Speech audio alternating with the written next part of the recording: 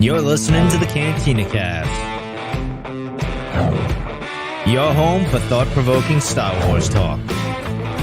Join Albert and Jonesy in breaking down the latest news, trailers, movies, and of course, your favorite characters from a galaxy far, far away.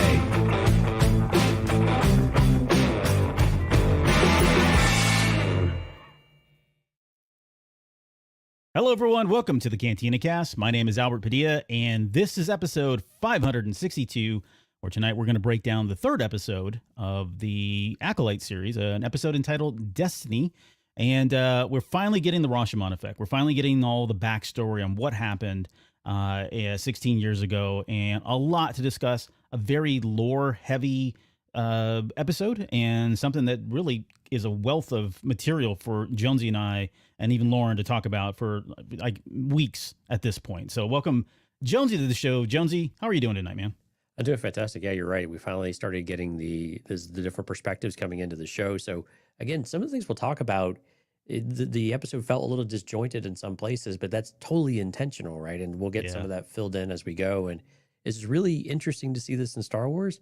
I know we're going to talk a little bit about how well does this fit with a series, a weekly series, which I'm glad you put that in the show notes, because that was something I kept thinking of more and more. But this is a pretty interesting episode. There's a lot to really dive into, really a lot of speculation, I think, more than anything else, right? Yeah, that was, well, more on that in a little bit, because I'm with you 100%. And you and I haven't spoke about this really at all, about the episode, but I have a feeling we're going to probably land on some of the same conclusions and feedback because of the nature of our show. But more on that here in just a little bit. I know you want to say thank you to some very special folks of ours. Yeah, folks we don't ever have to speculate on, our amazing Patreon members. If you're curious about Patreon, please come out and visit us, cantinacast.com/Patreon. We try to post new content at least weekly. And of course, with the Acolyte, there's a lot to dive into, so that makes it super exciting. But we want to say a special thank you to our now part of the tribe members: Raphael, Danny, Rob, Mike, Lauren, Dante, Riz, Justin, Jackson, Sharkman, Dan, Daz, Isabella, Uncle Leon, Josh, Jacob, Arita Reborn, and then our top tier members of Delusions of Grandeur members. Now, this is Rod Racing, CJ, Steve, and Daz. Again, thank you all so much for being Patreon members. cantinacast.com/Patreon. If you're listening to this show and you'd like to join us on the live stream to get your questions in, interact with us, interact with some of our other listeners, cantinacast.com/YouTube. We'd love for you to come out, join the chat, join the conversation. We try to throw things up on the screen, and we have a great time of it. So we invite you to come out. Yeah.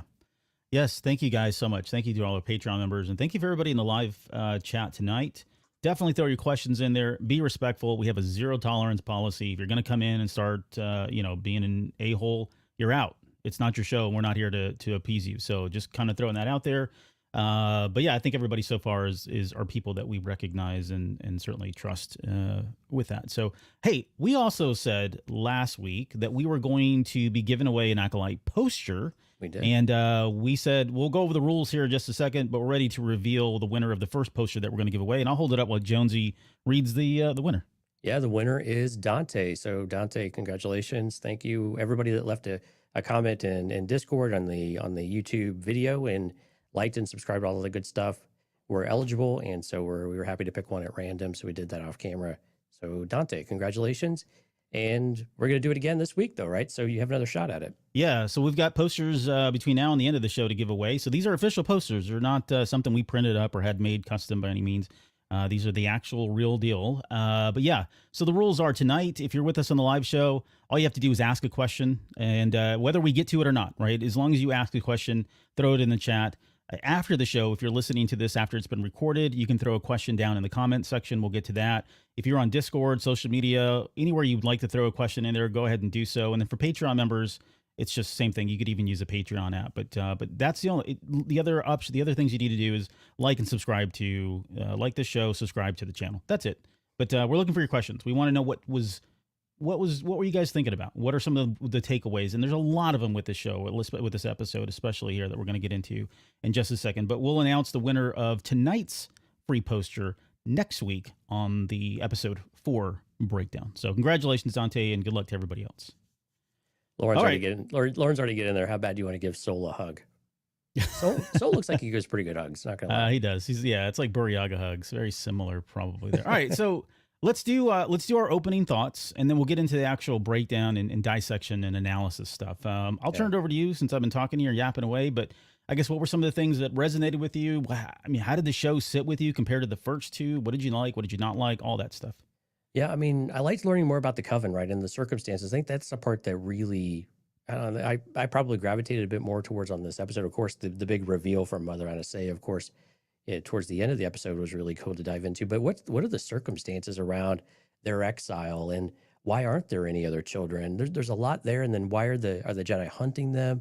A lot of questions that come into that. I think that's the part that I really found the most interesting part of this episode, or just what are all the situations that are going around this? Are they, did they do something wrong, or is it just that they're witches and they're hunted? And again, some of the ties that we hear, we know that Leslie Headland also, when she came up with the coven, it was a blend of a couple of different things, right? It was a blend of the Night Sisters, because this was originally pitched as an Asajj Ventress series, right? So that survives in some ways, but then it was also integrated into I'm drawing a blank now. What was the other aspect of this that she was You're really talking about like interested? the Frozen / Kill Bill stuff? No, it was something else, and I'm totally drawing a blank.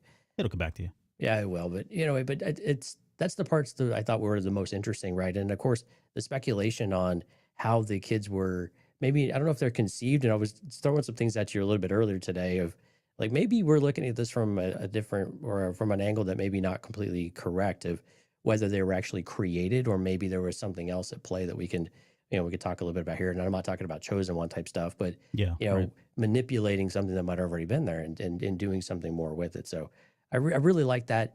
The Rashomon effect here is really curious and really interesting. And this is going to be, we've said this since the final hype show, that this is a series where we're going to have to step back and wait for the entire series in order to truly judge how well we like it, how much the story makes sense, how well the story fits within both the High Republic and in the prequel trilogy, how it sits in between and how it plays out, because we're going to only get pieces of this at a time.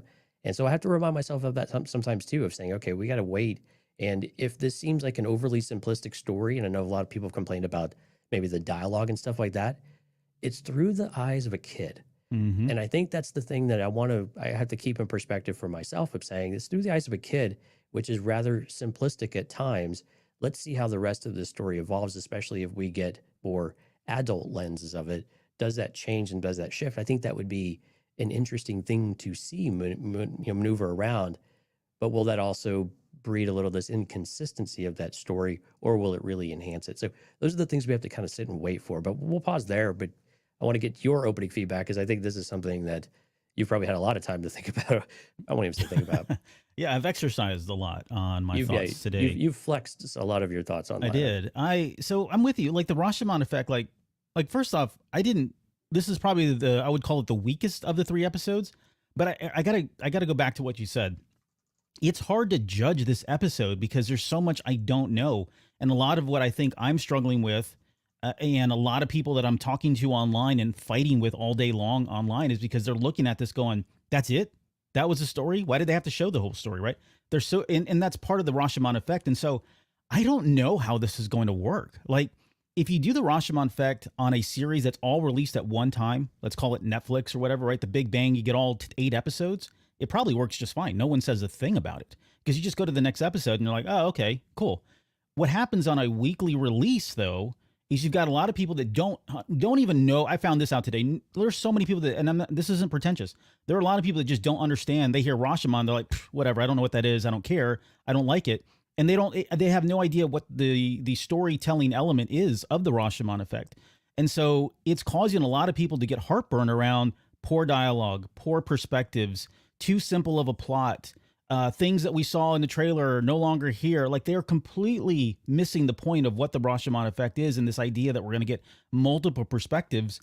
But you said one thing that I've really, it's come to light more in subsequent viewings, is this idea that it is the perspective of a child. Some things are very simplistic. Some things are very boiled down. They're not as nuanced as you would think they would have to be, right? And then there's also like some over drama with it as well. That one scene that we'll talk about where May's like, I will kill you. It's just like, whoa, like where the heck did that come from, right? Right. But that's probably, if you're thinking about an 8-year-old's perspective and how they interpreted that, it could be construed that way. If you have an 8-year-old, they tend to speak in hyperbole. They tend to be over dramatic at times. That's just the way kids think and speak. So, and again, I'm not trying to be an apologist to bad writing or anything. I don't know if that's the case, but I don't think it's fair to really formulate a true solid opinion about whether or not it's one or the other until we see them. And that's what really makes this show difficult for us, I think, because this whole show is predicated on theory and speculation, right? We love to talk about what could possibly happen, and it's a moving ball. It's a moving target, where I should say we don't really have anything to kind of land on, and we probably aren't. The way I'm looking at the way this is going to pan out is we're probably going to get another 2-3 episodes. It may not be to the 7th or 8th episode, but we finally know for sure here's the golden source of truth of what happened. And it's going to be a rough time between now and then talking about some of this stuff. But that aside, so I don't know if I guess we'll see how the Rashomon effect works on a weekly release schedule. It's not something that I think I've seen, and I don't watch a lot of television, but just don't see it too often that way. It usually works better in a movie where you sit down for 2 hours, or you get all 10 episodes, 8 episodes all at once. Jodie Turner-Smith. Holy crap. I thought she was freaking phenomenal. She was very captivating, I think. Very good. I've never seen her in anything, but she was definitely one of the standouts. I mean, Soul continues to be the standout character for me from the series as a whole. But yeah, I mean, she just, every one of her lines and the way she delivered them were all just awesome. Somebody on Threads, by the way, had said, this is really not related, but somebody on Threads said that she would make a potentially good Storm if they ever did like an X-Men movie. Oh, that would be true. And I was like, whoa, wow, that's exactly right. I was trying to get the guy's name. Darn it, I said I'd give him a shout out on the show tonight, but that really, Mexican Stig was his name on Threads. But anyways, the point of that is she was just phenomenal. I thought she was incredible beginning to end. Everything about the way she delivered that character was great. The show was a little dark for me. I don't know what it was. Like, I even tried watching it on my television. I watched it on my phone. I've seen it on my computer.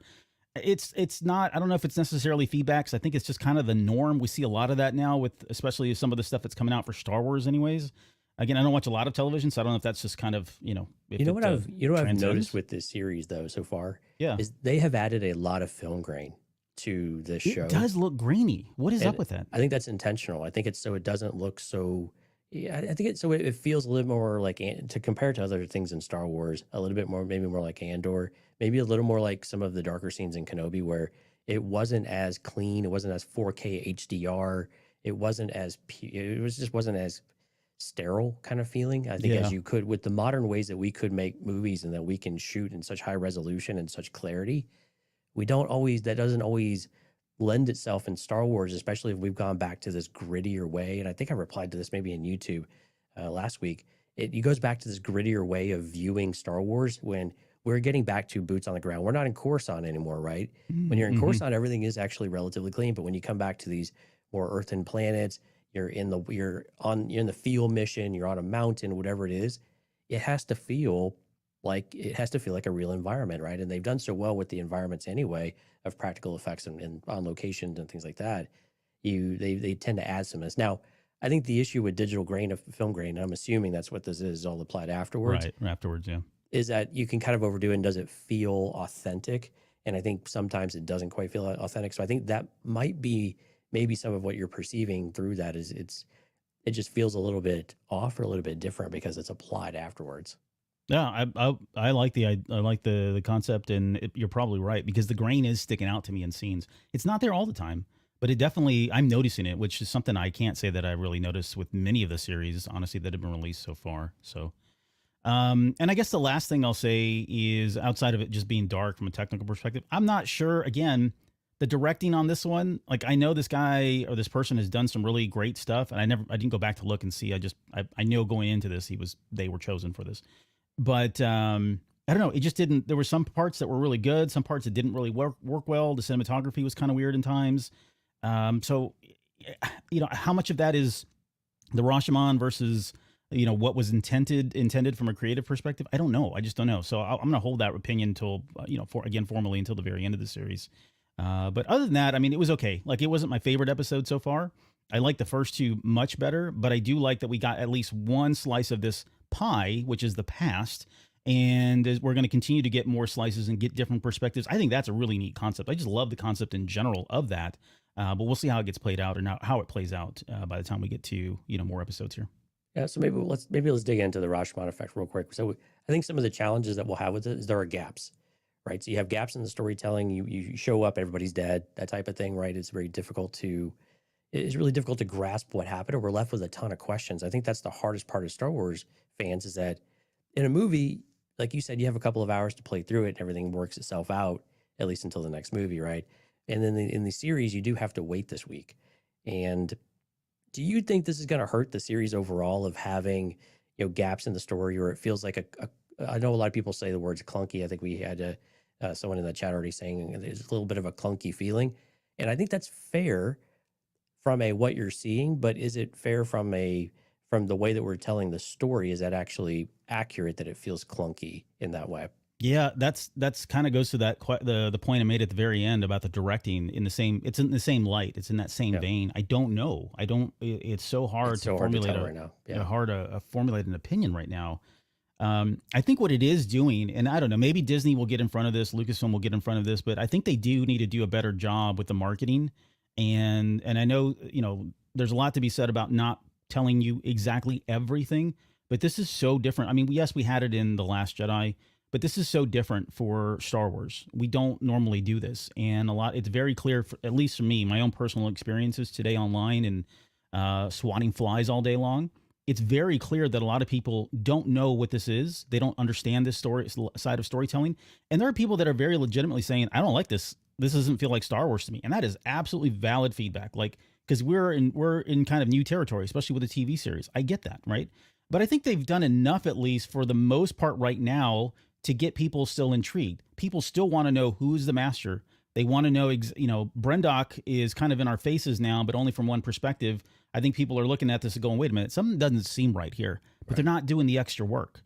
And I'm worried that if they don't do enough to kind of explain that immediately, maybe by the next episode, if we get another perspective right out the gate, then I think it all solidifies. I think we're past it, right? We're past the hump at that point.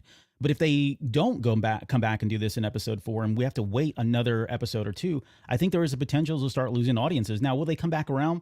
Yeah, probably. If the people start talking about it, word of mouth starts spreading that, oh, okay, this all starts to make sense. No, you just got to stick with it. You just got to watch it. I mean, how many times have we watched the television series and you go into the office and half the people are out by episode 2, and then 4 weeks later, everyone's talking about during the break room and going, no, you should have stuck around because in episode this happened, and then everybody gets back on board, and suddenly it takes off again. It grows new legs in that regard.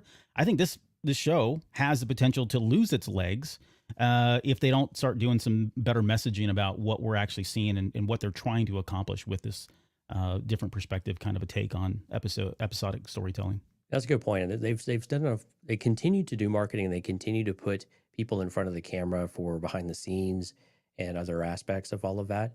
I think a lot of that's probably been pre-recorded and has been in the can for a while. It's probably in their best interest to bring some of that up to remind people of what this type of storytelling is. Now's the perfect time to release that content. So I'm really curious what the next couple of days might look like now that it's starting to kind of settle and digest a little bit. This is usually where we start getting the trivia questions behind the scenes. And do we get another YouTube short or video or something like that then has Leslie Headland or other people that are involved in the filmmaking process or the storytelling process of saying, and even some of the actors, of what this, how this works and why this is important and what we remain to see. We know that episode 5 is supposedly going to be the one that everybody is going to be talking about. We don't know what that means. Is that when we maybe get May's perspective? And I think to your point, does it feel like we are very disjointed if we go and spend time with Kelnaka in the present, right, for a whole episode and don't do more flashbacks, right? So I think that's the part where you can lose, or you have to rebuild your momentum here. And if you keep starting and stopping, momentum can be important in a series like this. And you only have 8 episodes to tell your story, so it's not like you can build a lot. But if it feels like you're starting and stopping, that can be very disorienting to the audience, even though from a storyteller perspective, you have an intent and a reason why, but it still has to be consumable in some way. So patience, right? We have to figure out how this stuff is going to work out, but it's the next couple episodes could be really pivotal, I think, for this series. Yeah, I would agree. John Pedro says it wasn't until episode 4 that WandaVision really grabbed attention's viewers. That's the series I was talking about. That's a great example because WandaVision was weird. Oh, at the yeah. beginning. It We turned didn't off know a ton of people. we had no idea what was going on because it was just these flashbacks like in the 50s. You're like, what the hell are we watching? Where are the Avengers? Yeah. Where's the adventure? Where's Yeah. where's the story? But it was all building the story of why she cares so much or what she's trying to do. And it was a great series. And I'm not taking anything away from the series, but I mean, it was COVID. So, I mean, it's like you don't really have a choice of doing a whole lot.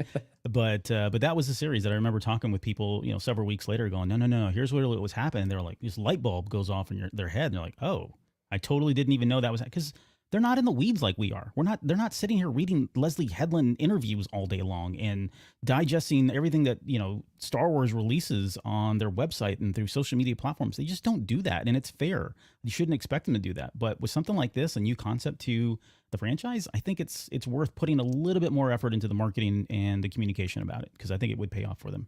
Well, I think as good stewards of the franchise, which I would kind of throw us in there maybe a little bit, I don't want to tout our own horns, but I think it's part of our responsibility to also help people understand a little bit of that. If they're unsure, if they're still open to things, it's our responsibility to be able to help them understand, hey, here's kind of what you're seeing, and here's some of the ideas that might be what might be coming down like later on. So stick with it, give it a couple more episodes, don't panic yet, or if you're confused, it will make sense.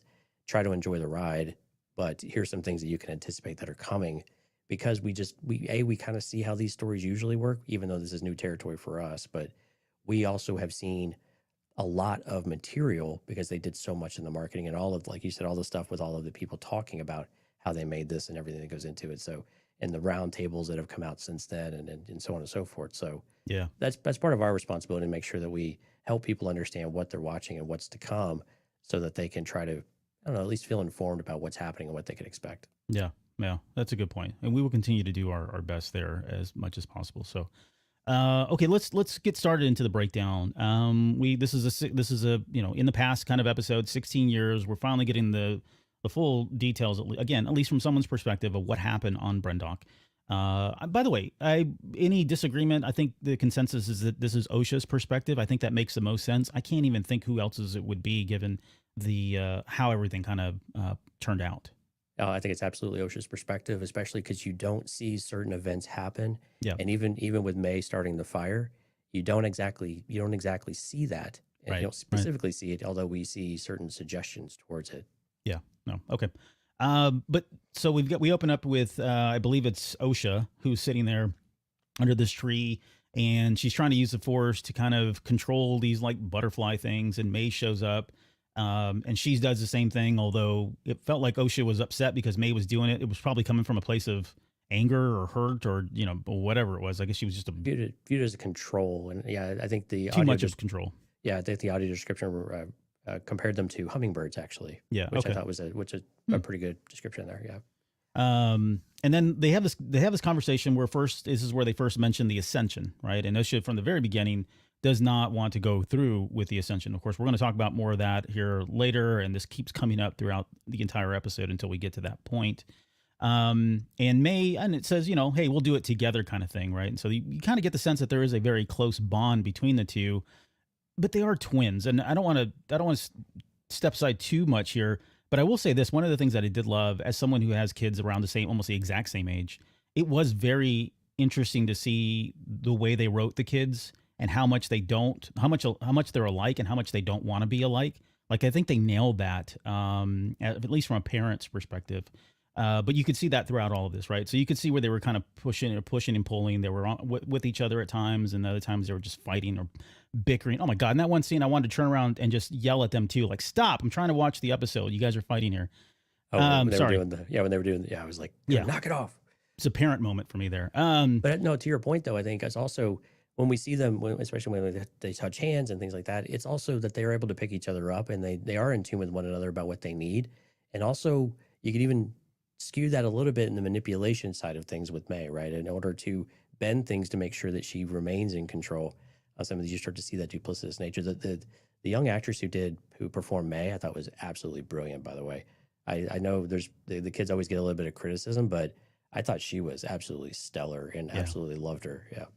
Yeah, and let's be careful about how we talk about the kids. If we've learned nothing from this fandom, it's don't make fun of the kids. Yeah. Because you may not see them later down the road at conventions and stuff. But And it's hard. I mean, it's it's difficult for kids to do that stuff and break in. It's not saying there's not good actresses and actors out there, but Right. they're kids, man. Leave them alone. Okay, so the bunta tree, obviously, too, by the way, they just kind of mentioned that was the tree. It was poisonous, and she was worried that she was going to get hurt there. They went through the nursery rhyme, and it looks like there's some like hand gestures that are involved there as well. Did anything change for you in terms of I guess, your interpretation of what any of that means? Is that just something they came up with as two sisters?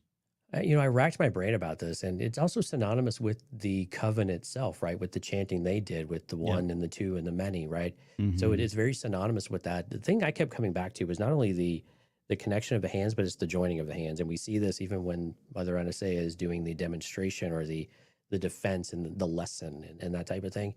And we see that also during the chanting, right? It's not only the contact of things, it's the joining, it's the community aspect of that. And I think that even with the sisters, it was very much like that two or one, right? And always feeling like you're doing that. And then bringing the hands together constantly isn't just this is your sister, hold hands, make up type of thing. It's like, no, you were actually joined. Like you are, they mentioned the thread a number of times, of course, right? Which is basically the force. But it's this integration that they have and that they are truly bound together in some way, or in many ways, not only through the force, but through whatever it is we'll learn more about. But I think these are really important things. But was there anything special about that I gathered from that? No, it just seemed like it was a continuous synonymous type of theme for the coven as a whole. Yeah, I would see, and I would even extend that. There's other things too. I mean, you could look at it from a master and apprentice perspective, the master and the acolyte perspective, even the moons, right? Later on, when we talk about the ceremony, the ascension ceremony, and they kept showing the moons getting closer and closer together, two becoming one kind of thing. We're looking at the logo right there. That's probably part of it as well. In fact, light and dark, opposite of the suns on Tatooine. Yeah, I mean, there's a lot of parallels you can and comparisons and contrast. Yep, lots of them. All right. Well, we'll see if that continues to evolve and turn into anything. It could just be a simple nursery rhyme that they've come up with in some way. But Mother Coral shows up, who seems to be kind of like the hard ass mother of the two. Yeah, really. And we all have one. But she talks about how it's not safe for them to be out in the woods. At first watch, I was like, oh, I wonder, they're creatures, that kind of thing. And then you come after your second, third watch, you realize, okay, they really don't want the girls out there because they are hiding them. They are protecting them. They don't want outsiders to find out that these two force-sensitive children are on this planet. They've gone to great lengths to kind of hide who they are and where they are, kind of thing. We'll talk about the exile here in just a little bit.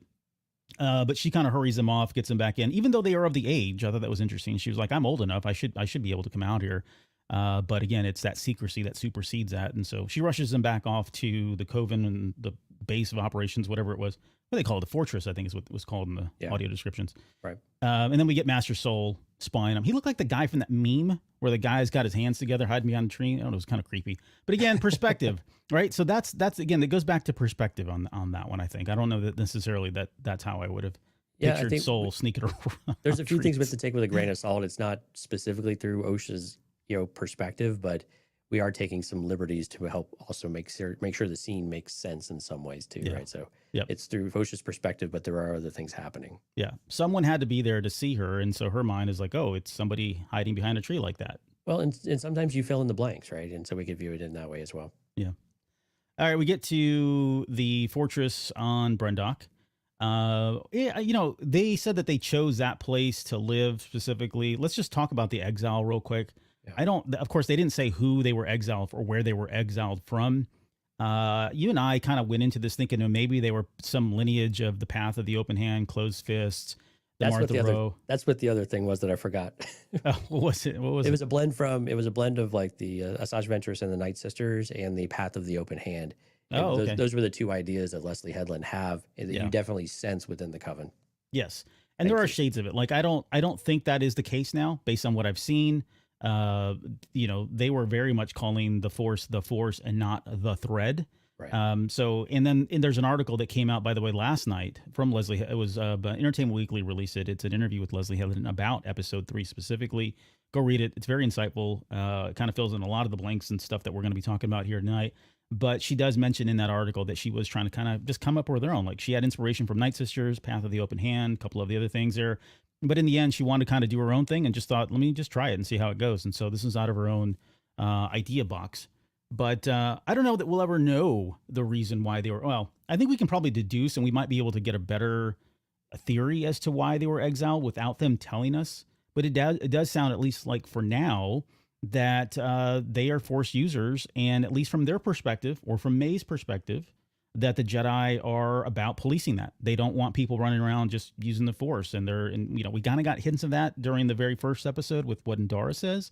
You and I talked about it, how yes, they are aware. They are very aware of all the Force users in this time of era, because there are a lot of different groups, and it's really about just documenting. They're not going around trying to stop people from using the Force and that sort of thing. But if things get too far, they at least want them on their radar. It's almost kind of like, I don't know, the FBI or the NSA gathering intelligence without necessarily doing anything until there's an actual threat, or there's a possibility of threat. But Well, and I'm kind of wondering if that's actually changing. So I'm wondering if while your last statements there may have been true, let's say maybe 50 years ago or even 20 years ago or something right, like during that. the High Republic era still, yes. Yeah, during the core High Republic that we're familiar with in the books. But I think now that might be shifting a little bit, because again, we can infer some things here, and whether they're accurate or not, or how accurate they are, what will remain to be seen. But it seems like their exile was very intentional, and I imagine it was the Jedi making some way of like go out to some backwater planet. Maybe they just picked up and left though, and they didn't tell them where they went, and the Jedi have just been looking for them and finding them. But again, when we look back to what they experienced on Jeddah, there were some groups that were, I won't say dark side, but they were definitely very contentious, right? And they were very antagonistic. And as those groups maybe degrade or change or move out of Jeddah and move elsewhere, maybe they dwindle in sizes and scope, but there are a few that are probably still very, very dangerous, I guess. And I think with the way that we knew the Night Sisters and some of that, they were already on that list effectively, right? So why wouldn't this group, of which is experience something very similar of what we would have seen in the other Night Sisters type of clans, even though this is not Night Sisters, but I think similar enough for our purposes here, that they were caught doing something, and maybe they were dabbling with some of this type of things that we'll learn about later, but those types of dark magics get on that radar, and then they are very much, you can't go and put them in prison. They haven't really done anything wrong, but from a Jedi perspective, you're right. They need to be documented. We need to know where they're at. We got to check in on them every once in a while. Yeah, exactly. So, and if you disappear off the radar, if you don't check in with your parole officer, they send somebody out looking for you and thinking that you're up to something. Yeah, no, that's a good point. There's still some time that's happened that transpired. Like, again, we keep saying this too. We're not playing with a full deck of cards here, in that Phase 3 hasn't ended, and we don't know the fate of the Jedi. We don't know the fate of the the Republic at this time. I shouldn't say Galactic, the Republic at the time.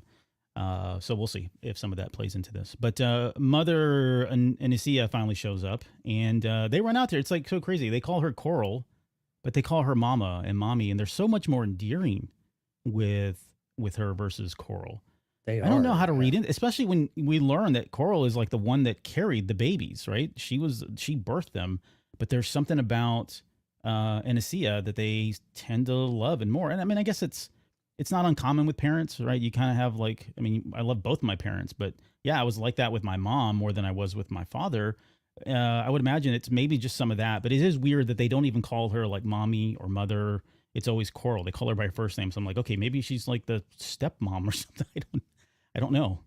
It is a little bit strange. I mean, the relationship, that part makes total sense, right? You usually have one who's more the nurturing parent, and you have one who's more the disciplinarian and the more stringent parent. And clearly Coral and Aniseya fit those models quite well. Reverse those names, I guess, in that respect. But you're right. It is odd that they don't, and it makes you wonder if they know. I mean, do you think they know that Coral carried them? I would imagine so. I would think so. I would think so too. But but it kind of makes you wonder a little bit, right? Of like what, and maybe it's just the structure. And because again, and we hear this from Coral a little bit later on, that she defers to Aniseya as the leader of the pack, right?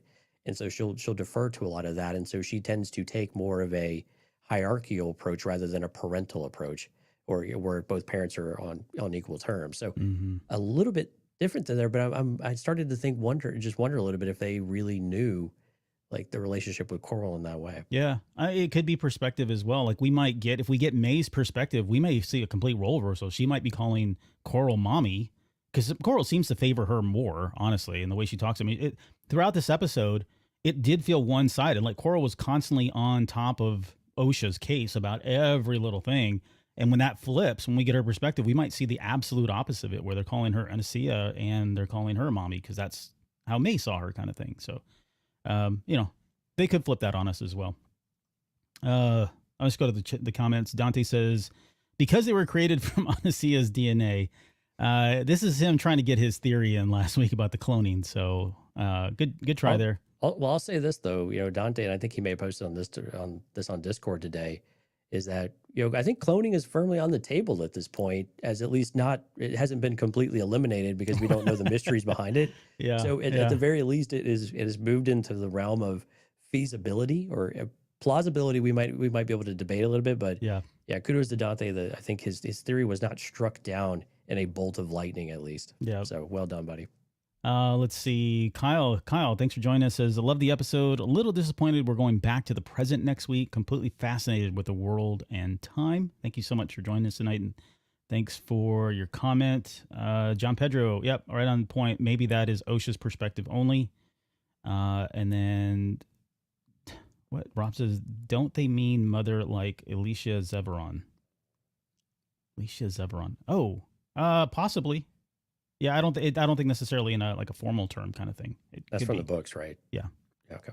All right, let's get to so they have this whole conversation about what was it, spice creams, and why does everybody losing their mind over spice creams? I mean, I don't know. I don't know. It sounds like an illicit product a little bit, but But again, another parent moment. Like, how many times have you as a parent come home and given the kids dessert or something, and then afterwards they want dessert, right? And you're like, you tell them no, and you tell them no, and then the other parent comes in and are like, well, why not have dessert? We'll figure out later. And they don't, or you've done it, and then later on they're like, well, I didn't give them dessert because they did something. You're like, well, had I known that, I would have not done that. So now I look like a schmuck, whatever. But sorry, all my grievances are coming out from my own parental relationship here. But she does talk about the kids need a firm hand. She talks in Aniseya. She says, Coral says Aniseya is a little bit too lax with the kids. And you can kind of see that. Again, perspectives are at play here, but you definitely see moments of that where she's kind of bending over backwards. She's very lenient with the girls at times here. She says that the children aren't normal twins. And I didn't think, again, much of that other than them just being force sensitive. Anything else you want to throw in there, or is there any other reason they would be considered special outside of just being twins in itself? Well, I think in this stage, it just seemed because they seem to be unusually gifted in the force. But right. Again, as we find out later, there's something else special about them. Yeah. And then she tells them off of course, she rushes them off and says, hey, go get ready for your training session. And so this is where we get our first insight into really how they interpret the force. Of course, they call it the thread. And there's this whole speech that she's given about all living things connected by the thread. Of course, this mirrors Yoda's speech in Empire Strikes Back about life creates it, binds us. It's the energy that surrounds us and binds us kind of thing. Similar parallels there with that. But she talks about a thread woven through all of existence. And when I think of that, I think of like the cosmic force, right? So different variations. For them, it just might be one. They may not have a cosmic versus living. It's just the thread. And there's different aspects of the thread without necessarily giving them proper nouns kind of thing. She does use telekinesis there. And so this is very different, like a good distinguishing point and difference between the Dathomirian witches versus what we see here. The Dathomirian witches have traditionally, nothing official, right? Again, more speculation and theory, I guess, on everybody's part, because it's never been explicitly described. But my interpretation has always been they're using the force, but it's a slight manipulation of it, or it's a slight variation of it. And that's why we have the green mists and the smokes. It's more magic than it is force, but somehow it does feel like it's bound an element of the force, right? Right. I could be wrong. I don't know. That's just how my interpretation based on the Clone Wars and everything else we've seen. What they're doing does seem more of the force. Like it is just right. the controlling, the usage and manipulation of the force. No different than what the Jedi do, no different than the Sith do, and no different than many of the other force users out there. I think Dathomirians are still kind of in their own little special place here. But agree, any kind of differences or nuances there you'd want to throw out? I absolutely agree, actually. I think it's very akin to the same force that we're used to seeing with the Jedi. Again, a little bit different ways of representing it, that we could actually see a thread Yeah. with a little smoky kind of feel that wasn't. It didn't feel as magic-y as what we've seen with the Night Sisters, I think in particular. Although there's still consistencies with some of the Night Sisters that we learn from Ahsoka, right? When they're talking about the thread of fate, the thread of destiny. So there's things along those lines that still seem to connect it, that we're all talking about the same force, right? And of course, Mother Aniseya specifically says a little bit later on of some people call it the force, Right. or some Right. people call it a force, Yep. right? Things like that. So we're clearly talking about the same thing, and you're right. Usually, I think within this context, they're talking about the living force, but that it's all bound together and it all wraps into the cosmic force as well. So I think clear synonymous ways of thinking here with the Jedi, but it's more about who is able to use what aspects of it and who is able to dictate the terms of what we can and cannot use, and what is good and bad are the real themes here that they have differing opinions on from the Jedi in particular. Mm-hmm. Yeah, to finish out that quote, she says, some call it the Force and claim to use it. She says, but we know the thread is not a power you wield. And this is where I'm getting back to like, okay, now they're starting to feel more like path of the open hand kind of thing, right? Right. It's there. You should not be using it. You should not be manipulated. They've could evolved into this point, is all I'm saying. But that's kind of how it started, where it is a very sensitive subject about who has the right to control it and who has the right to exert power over it. She goes on to say that, but we know the thread is not power you wield. Pull the thread, change everything. It ties you to your destiny. It binds you to others. And of course, she starts, she's talking to the kids, and you get I guess I wouldn't say the parallel there, or what she's depicting is they are bound. The girls are bound by the Force in some way. So there is a strong Force bond, or a thread bond, or whatever we want to call it. I'm still not ready to jump into the dyad kind of thing. I don't think it's there. Right. Yeah. But again, we might get some variation of that, or some lighter aspect of that, or some special power that we've already tinfoiled hat theoried on with the sisters. But anything else about that for you? Well, as we get into the next lines of the dialogue, especially with the demonstration of the lesson, it's the idea that you're better together than apart, right? And that's a theme that we get through the rest of this episode: the power of one, the power of two, the power of the group, of the coven itself, right? Of the many. And we're going to see that on display in a minute. But it's also a lesson to the girls of, even with the bickering and stuff, always have each other's backs, because you're always better, together. And when she lashes out at them, or she tries to teach them a lesson of protecting her, of course, Osha is very shy about some of that. So I'm curious to get your thoughts when we get to that moment. Yeah, it's here. I mean, she says they're bickering the entire time, and this is after she's attacked and shown how much stronger people are, together versus alone. Right. They're kind of alluding to the Jedi in some ways, of the Jedi. I don't know. I've seen different interpretations, and I still don't really have a strong opinion one way or the other. You could argue that the Jedi are seen as single people because they're not they're kind of operating all on their own. At best, they're operating with a master and a Padawan, but not all Jedi have Padawans either. You could argue the other way too, that they are everyone. They are a group. They're the institution, and all of them together is the power of everyone, or the power of many kind of thing.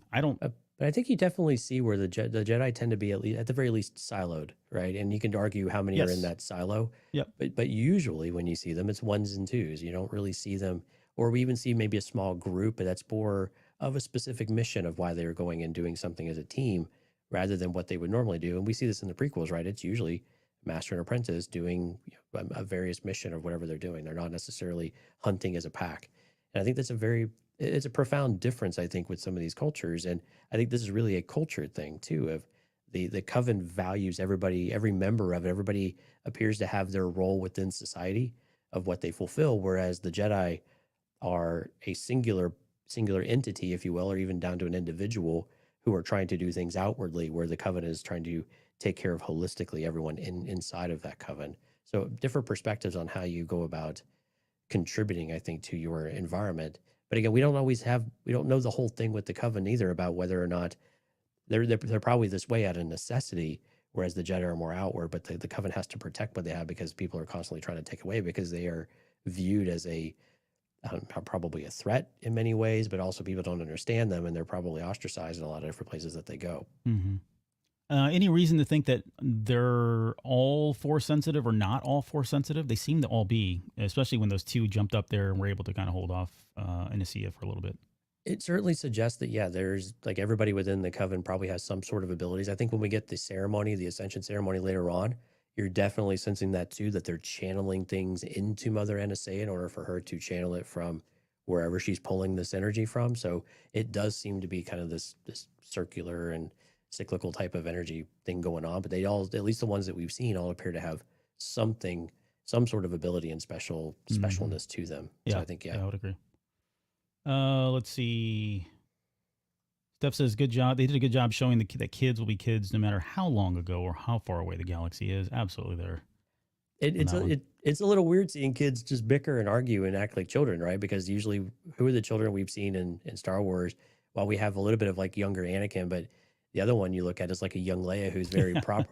And while we had a little bit of that in Obi-Wan Kenobi with her cousins and stuff, usually it's almost this. It's still a certain stoicness to it in some ways, but also just I think maybe maturity is probably the right word. Wiser, more mature than their age, kind of thing. Right, out of their own environments and their own families and their own upbringing, of course. But it was different to see kids actually being petulant little children sometimes, and just arguing and bickering, right? Yeah. John has a question: could Aniseya and Coral be the Sith at the time, the power of two? So this would be leaning into the rule of two. I thought about this, and this came honestly for me when we get to kind of like the very final scenes where everybody's laying there dead and we don't see Coral's body. And my mind immediately went to, okay, why isn't she around? Could she be behind this in some way? Could she be the Sith? And there's already theories about that. The problem I have with this is that, again, we're talking through a lens of perspective, so that's just put that little asterisk out there. Mm-hmm. But we see them talking a lot about love, and that's just not something the Sith ever were capable of. They had lust, and they would certainly have relationships, but it was more for the sake of pleasurement and power than actual genuine love. And that scene, the one scene that really like was my favorite scene in all this, is where Aniseya is talking to Osha before they, trying to tell her that you can leave if you want, kind of thing, which was heart-wrenching to watch. That was out of pure love, and I just don't think Sith are capable of that. Could they be some like I don't know, third degree? The coven that started up from the Sith in some way, and so the rule of two, I'm using air quotes, the rule of two is part of their dogma and doctrine. Yeah, maybe that's probably feasible, but I don't think they're necessarily Sith per se. Yeah, I agree. I think I don't think there's any Sith relation here, although I do have a theory we'll talk about here in a little while though that might integrate with the Sith. But I think from this respect, I think it's more of the Sith. The doctrine of the Sith is that you have two, and you constantly empower the Sith, and there can only be because you need to continue building the strength of it.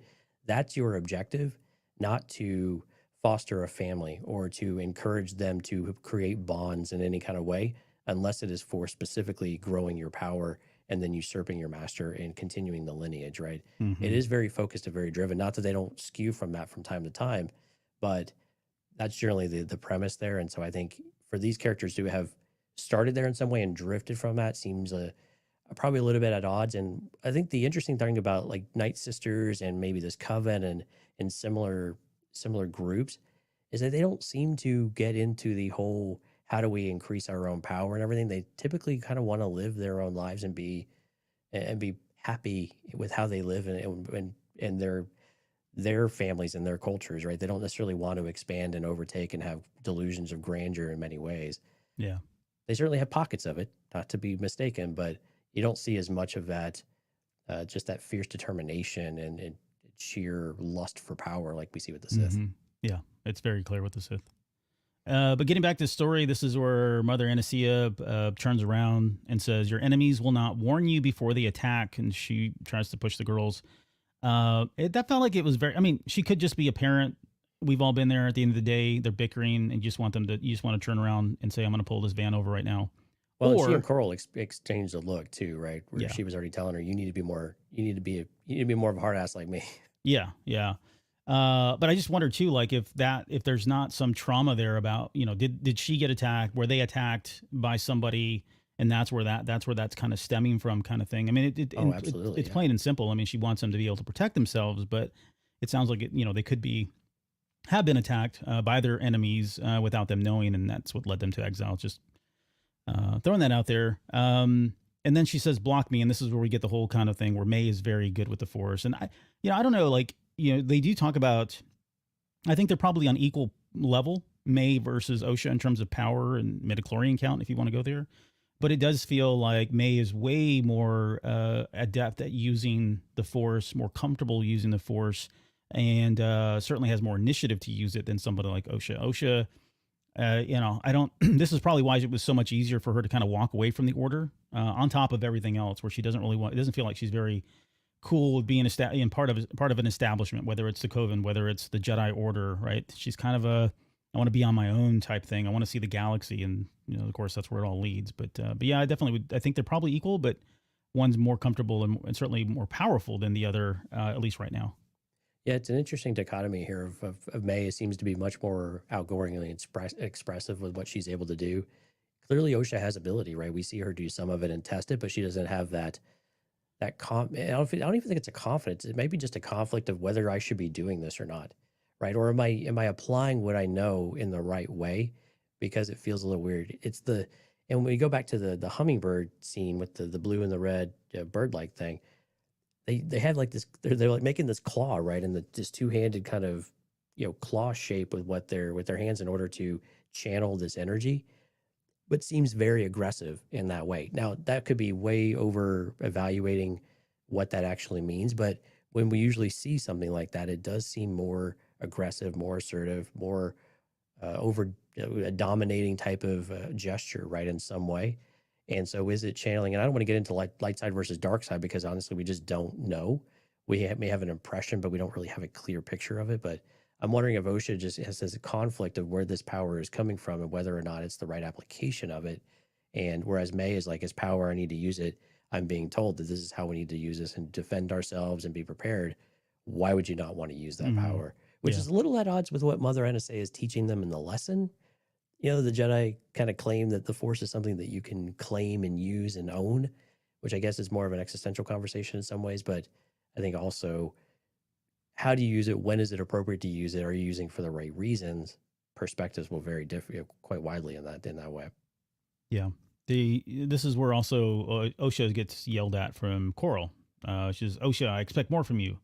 Again, being the hard ass and setting expectations that she doesn't really feel comfortable with. And then we have the most curious scene, and we're going to get more on this. I know it just, and it seems like it's not a big deal, but it plays into the overall what's going on Brendok. And I really don't have a good theory yet, because it's just so nebulous right now, but there's a noise that they hear coming from the generator room, and Coral gets up.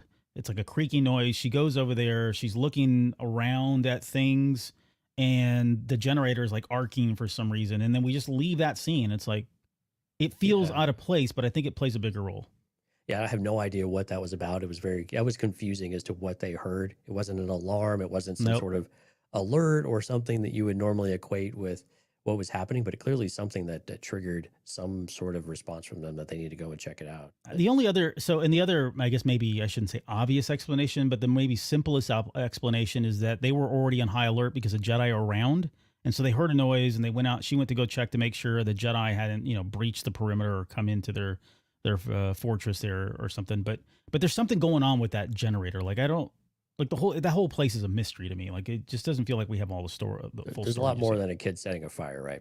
Yeah. Well, yeah, there's that too a little bit later. All right. So we get to, we learn in the next scenes here about the ascension and what that means. She says ascension is about walking through fear. It is about sacrificing a part of yourself, the power of many instead of the power of one. You think you want something different than life in this coven, but that is because you are young. And so this is where she's kind of giving her that whole speech. I mean, she's basically channeling her internal Uncle Owen and saying, I just need you for one more season rather than running off with your friends kind of thing. But then she also says that the witch's abilities are not welcome in the galaxy. Later on, I think it's not in this section. It's a little bit later. She uses the word unnatural. Dark and unnatural, right? Yeah, dark and unnatural. And I take all of this as to kind of what she's talking about here, is that they do seem to kind of be able to balance both the use of the light side and the dark side, which is, I'm not going to say how far, one way or the other they're on the spectrum, whether they're true neutral or whatever, but the dark side doesn't seem to have really taken them over, because we see, again, like we've talked about, they seem like a very nurturing coven. Again, through the perspective of Osha, we don't know yet; it could change, but they do feel like there is love there, and that seems to be absent with the Sith. So I don't think the dark side has consumed them or controlled their destiny, to coin a phrase based on the title of this episode. But it does feel like there's an they're able to kind of balance and use both of them at will here.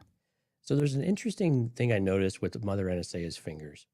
So in some scenes, her hands look just natural. Her skin color and everything is there. But then others, like the tips of her fingers, are blackened. And it reminded me of like Luke Skywalker in the EU, right? If he would use Force lightning, your hands would turn black. You'd have physical damage because of it, because you was draining your life force and doing things to you. But I couldn't tell because some of the scenes seemed like they bounced back and forth a little bit. I don't know if that was a mistake or if that was intentional. And so I'm a little bit curious, though, if what they're doing is channeling more of that darker energy or this unnatural energy or whatever they're claiming. We don't really understand that quite yet, but clearly there, and I don't think it was just her, the objects or the nails and stuff that she had on her fingers. It looked like it was actually her hand. Now, when she's saying, block me to the other witches, they have gloves on. So I know that's just wrapped around their hands. Like, cause I think they were the ones with the bows. So that all makes total sense to me. But with Mother Aniseya, she does seem to have very blackened fingers. I'm trying to remember where we've seen this elsewhere, but it did seem like that was an effect of manipulating the dark side of the Force as we would understand it. Yeah, it was in KOTOR and SWOTOR. There was the dark side. What was it called? This may have been like in a video game or something. It seems like it was somewhat corruption. recent. Yeah, the corruption, dark side corruption. It would get on them, and suddenly they'd have black veins at times. Their appendages would turn black, and it would start. The more they got closer to the dark side, the more powerful they came with the dark side. They'd get more dark, and eyes would turn yellow. All kinds of stuff. Gary answered in the chat. It's Marvel. That's what I'm thinking of. I think this is Scarlet Witch. Oh well, I'm saying is it's in Star Wars as well. The only problem is in Star Wars it doesn't go away. Like once you had that dark side corruption, it never left you unless I'm trying to think. Well, it's neither here nor there, but yeah, that's going where it came from. Let's see. There's also a line here where she says, "You and your sister are special, Osha. We want you to stay that way." And I didn't know if that was just because again they're Force users, or she was speaking more to this concept that they were born without a father, and it was more about, hey, you guys are now the new life of the coven because we haven't had any children in forever, kind of thing, without actually telling her that. It's an interesting line because I think from a parent, you probably do feel like your kids can still remain special within the confines of the structures that you've built for them, and that they can excel. And I think you're right with it's just the two kids, it's just the two girls that they're already special by default. And if they go out into the galaxy, if they just get absorbed into the Jedi Order or really anywhere else, that they lose that uniqueness, they lose that speciality to them that somehow degrades the coven at the same time. And so it's an interesting comment of trying to understand where it's coming from, because it seems rather genuine, right? We'd still want our kids to feel like they're special, no matter how old they are, right? That they've done something right, that they are making a difference in their own way, in a very unique way that might be just parental pride slipping a little bit. But I think in here that's a bit of a mix, though. I think one, you could be special here. I hope you realize that. But also there's a bit of protecting yourself, because if certain things get out in the open about how they were either conceived or created, whatever they use the word created in the series, but that seems like that's problematic for them in many ways too, with the stage of the galaxy. Yeah.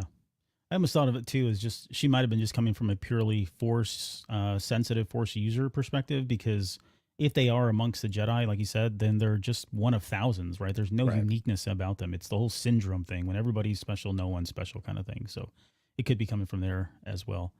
Okay. We get to the scene where they're getting their hair done. They're getting prepped for the big ceremony. A lot of moments here that are just like, again, if you have kids or if you have twins where they're bickering and they're talking about how they don't want to be doing everything that the other twin, I don't want to wear what that twin's wearing. You have one that's super attached to the other one. The other one's like, get away from me. I want nothing to do with you. Exactly. And this is where we learn that they are the only children. So we'll talk more here in just a bit about that. And then Osha says that she wants to see the galaxy. She wants to go out and explore, kind of thing. She doesn't want to be tied down to this one planet. Although for May, she says everything I need is here. Like, she's totally complacent with Brendok and the life that's been set before her, the destiny that they've told her that she has. And you have somebody like Osha who wants to change her destiny. She wants to pull that thread. She wants to break away from all this kind of thing. So very interesting relationship and there. And I don't know if we'll get into like why that happened or it's just how they're developing, but it is very peculiar. All right, let's talk about the ceremony. There's a lot here in the ceremony to really get into. Right. Again, they kept flashing back and showing the moons getting closer and closer. It seemed like once those moons were kind of completely eclipsed, similar to the Acolyte logo here now that I say that, it sounded like that was kind of the, I don't know, there's some special moment there. They never really said that. And again, I'm just probably looking too much into this, or this is again from May's perspective or Osha's perspective, and that's how she was looking at it. But nonetheless, during the audio descriptions, they were talking about how the mothers were reaching up and grabbing balls, like kind of like balls of the force, if you will, kind of thing. Right. You were putting your hands together, and I'm sorry, it looked like you were doing a Hadoken from Street Fighter, but yeah, Hadouken. It could be probably some of that as well. Well, it's a gathering of energy, right? When you think about it, when mothers Yoda? when mothers cradle their belly when they're pregnant, right? They make that same kind of gesture where they it's like they're cradling an orb, right, or something to that extent. And for you to bring that and swell that in your either in your belly or in your chest or your breast or wherever it might be, you feel that that's where your life force originates from, and that's where you would pull things out into, and then you would project them outwards too, and pulling them from various directions. But that's the place where you gather them in. Makes a lot of sense from us in a spiritual way, but also in a physiological kind of way as well. Yeah, I like that. I didn't think about that. One Up versus CPU says real witches use moon for spells during different phases. Oh.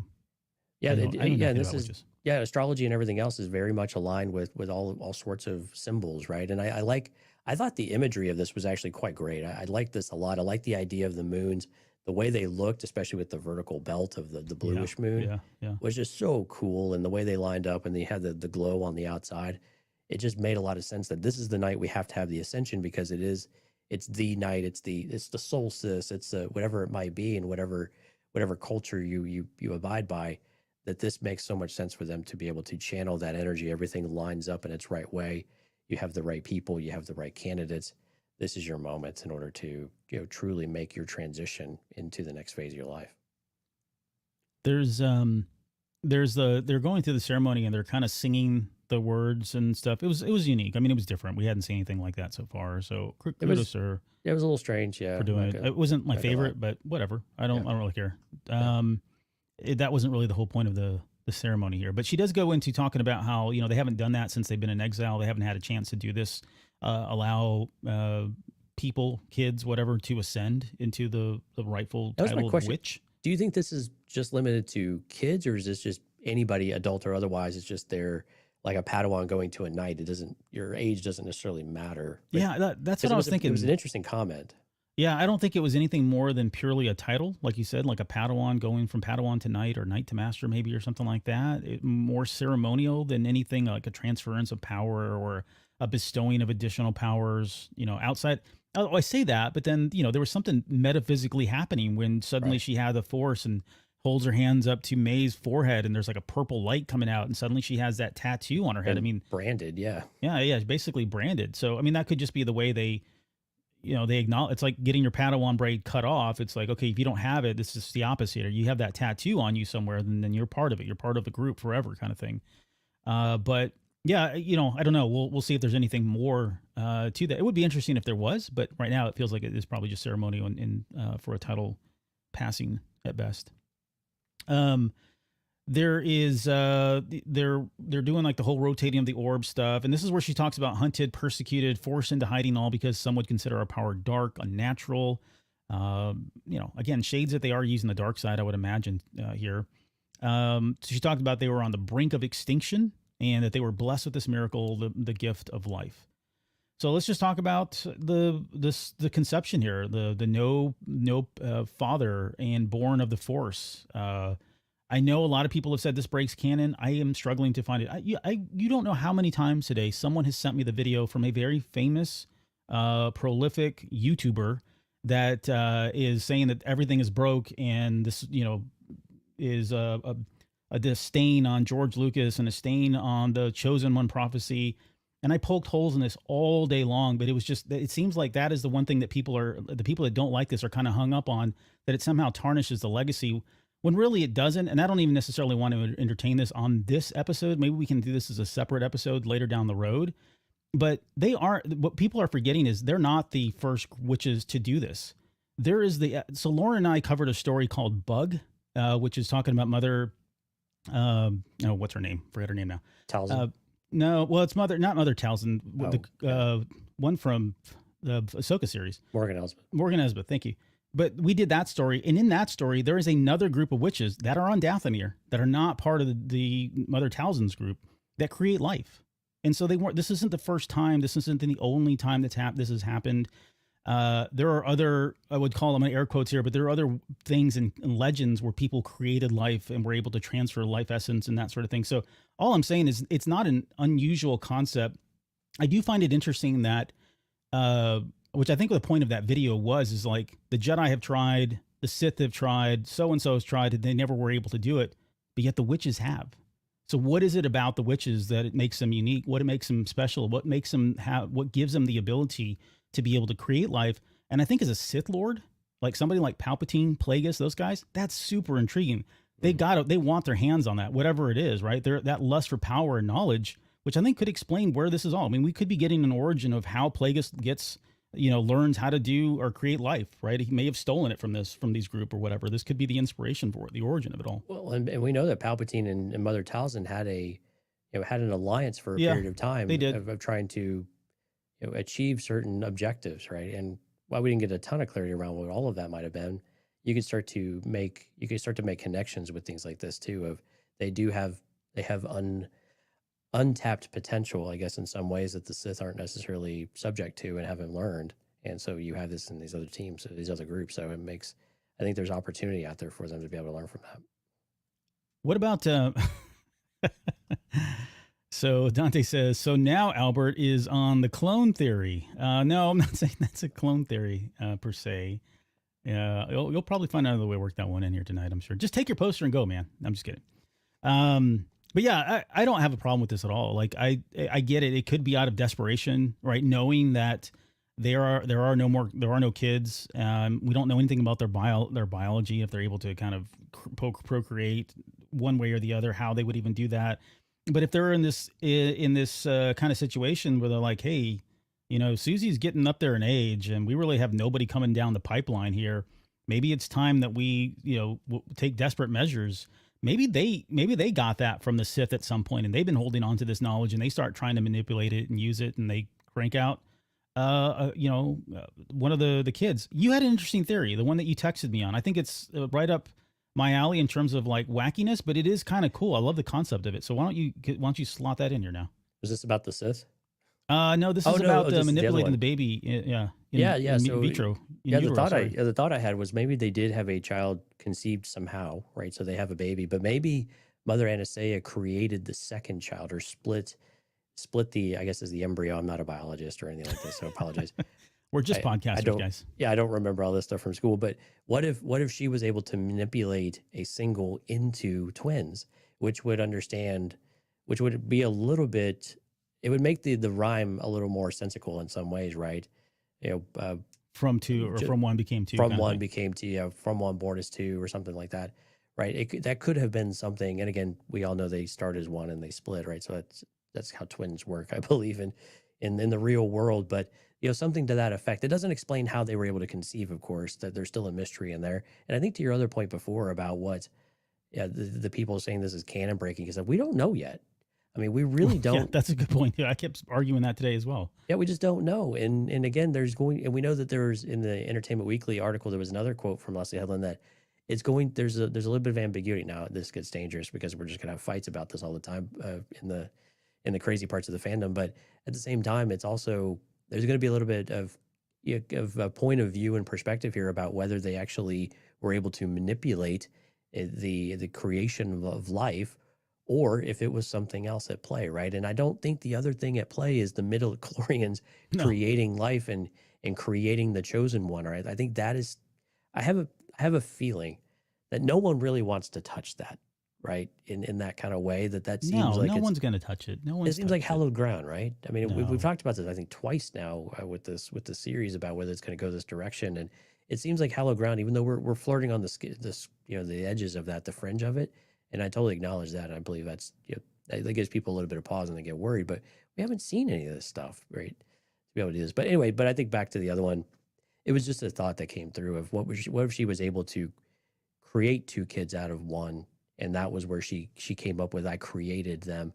It's not a great fit. It's not a perfect fit, but it was just something that was curious about it. The other thing I also had though was that what if the Sith did have a hand in this? We talked about Kymir maybe having, maybe not him specifically, but the master or whomever, maybe they had something to do with some of this stuff too, and it was more of a test bed or a trial subject. Now, granted, we hear exile, but things like that seem to not be synonymous with that of trying to escape the Sith. But there might be something else there too, and maybe that's how it links back into the Sith, into the greater narrative, or at least that part of the narrative that we get with the present day activities that are going on.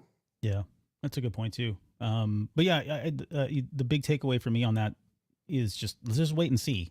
Like let's not get all worked up about anything really one way or the other, because we just don't know enough about it. And you can call that, if you don't like that, that's fair criticism. I get it. We've already kind of beat that horse to death here at the very top of the show, but it is just kind of what it is for now. All right, let's move on. Let's talk about, let's see, where are we? They get into the whole thing about power 1, power 2, power of many. They're singing and chanting or whatever.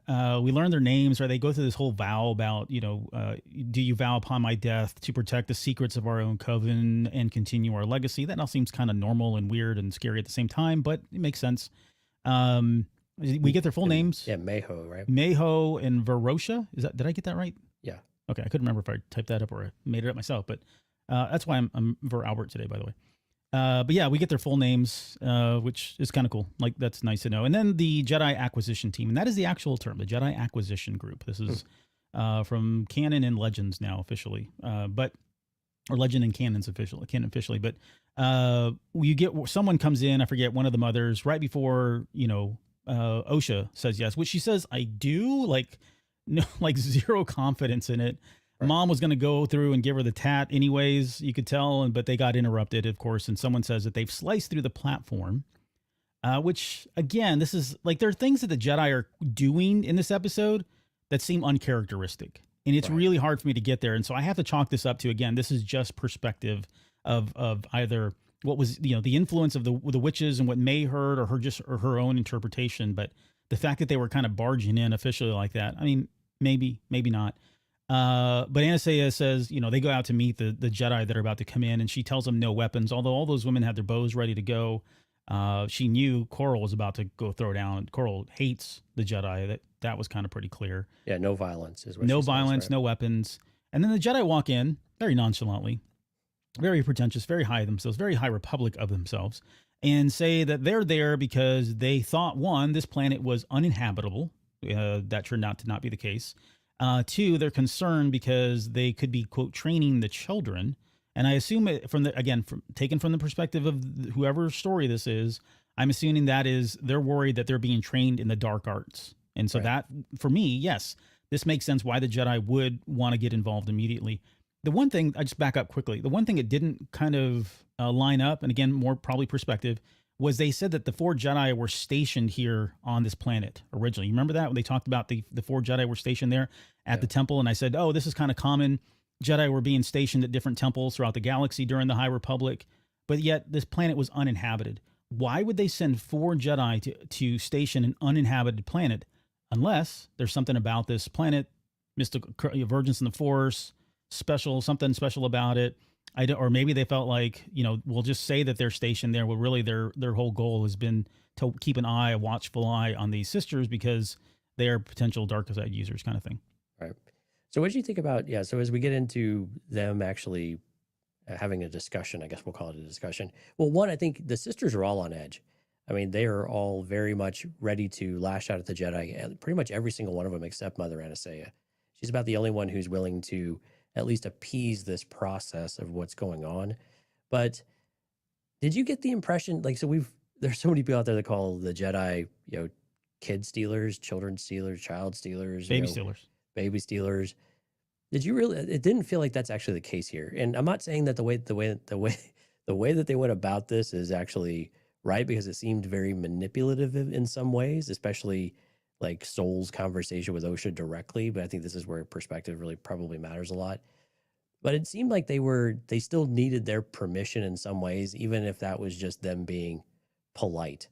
What do you think would happen if they would have said no? Like that they could test them, but if they don't want to go, they refuse. Like, do they just go away? This is what makes this show hard. This is what makes doing this podcast hard, because Yeah. I want to speculate on it, but I have to keep putting the asterisk up that I don't know, because we don't know the full story. But based on what we saw tonight, what I would say is you have to look at the Jedi as they are kind of like the police force, and they're going to come in and they're going to say, "Hey, we're here because we heard you could be doing some really horrible things that are against the law, at least by our law, training kids in the dark arts. We're not going to stand for it," kind of thing. Let us test them, and if we find that they are force sensitive, we're going to take them with us. Between now and then, if we have probable cause that you are indeed doing dark side magic and doing things that are going to manipulate them or potentially send them down the path of the dark side road, then we have the ability to exercise, or we can exercise the ability to come in and take the kids from you, kind of thing, right? It's in the best interest of the children, and it's in the best interest of the galaxy at large. Mm-hmm. Again, not to draw direct parallels to our government system here, but if you have kids that are in a very unhealthy situation or environment, they can come and take your kids away. Parents can throw up a fight. They can, exactly. Child Protective Services. They're almost kind of fitting kind of these roles. And again, I'm not saying that this is directly woven into it, but those are probably the most relatable kind of terms that we can think of. So yeah, I think they're coming in and saying they're going to ask first, and if there's nothing fishy going on, they're going to turn around, walk away, and they'll be there stationed and come back a year later and just check and see how things are going. But during that time, if something comes up, I think they would grab the kids or come back later and try to steal them, kind of thing, if they had to take them away. Yeah, I think Mother Aniseya really didn't have any other choice here either, right? And I know everybody behind her was fighting her, and there was a lot of tension going on, which maybe relates to some things here in just a few minutes when things go sideways. But she really didn't have any other choice, I think, in the matter. She had to go forward and appease the Jedi in order to appear to be on the up and up of what they were doing and try to protect their family. Now, influencing their kid to not tell the truth and things like that, we could argue about some of that, or not argue, but we could talk about whether that's the right thing to do either. But clearly they're trying to protect their covenant and protect their family, I think, as a whole, not just the family of four, but the family of the entire. Yeah, it's the future of the coven as well, right? Yeah, exactly. I mean, it's very different in that regard. Of you literally have two children, and that's the future of your entire culture and everything that goes along with it. So I think things like that. But she didn't have much choice, though. She had to go along with this and to appease them and at least put some sort of structure around some of this, that they'll do it the next day rather than do this right away and have them subjected to it. And she can't tell them no if they're summoning the kids for. They know that they're there as well. So straight up lying about it. Now, it was concerning, though, that Master Indara just straight up lied. And again, I'm curious if that's actually real or not. Wait, which part? That they were, we thought this was an uninhabited planet, and Mother Aniseya calls her out on it right away. Oh yeah. The all-knowing Jedi were ignorant of their surroundings. Lots of sass. And then she was like, I find that hard to believe, right? Yeah. And then Maester Indara kind of says, well, yeah, we know that you're sketchy, and it sounds like you're up to something. So here we are. And again, they already saw them out in the forest, right? So that's how they knew May was there, and of course they freak out about that. I mean, not jumping ahead again. We'll come back to. I want to come back and cover the Torben possession or whatever that was. Not to jump ahead, but later on when you were talking about how Mother Aniseya finally said yes, kind of thing. Given it's coming from Osha's perspective, I can see where, in her view, Mom was doing the best thing for her.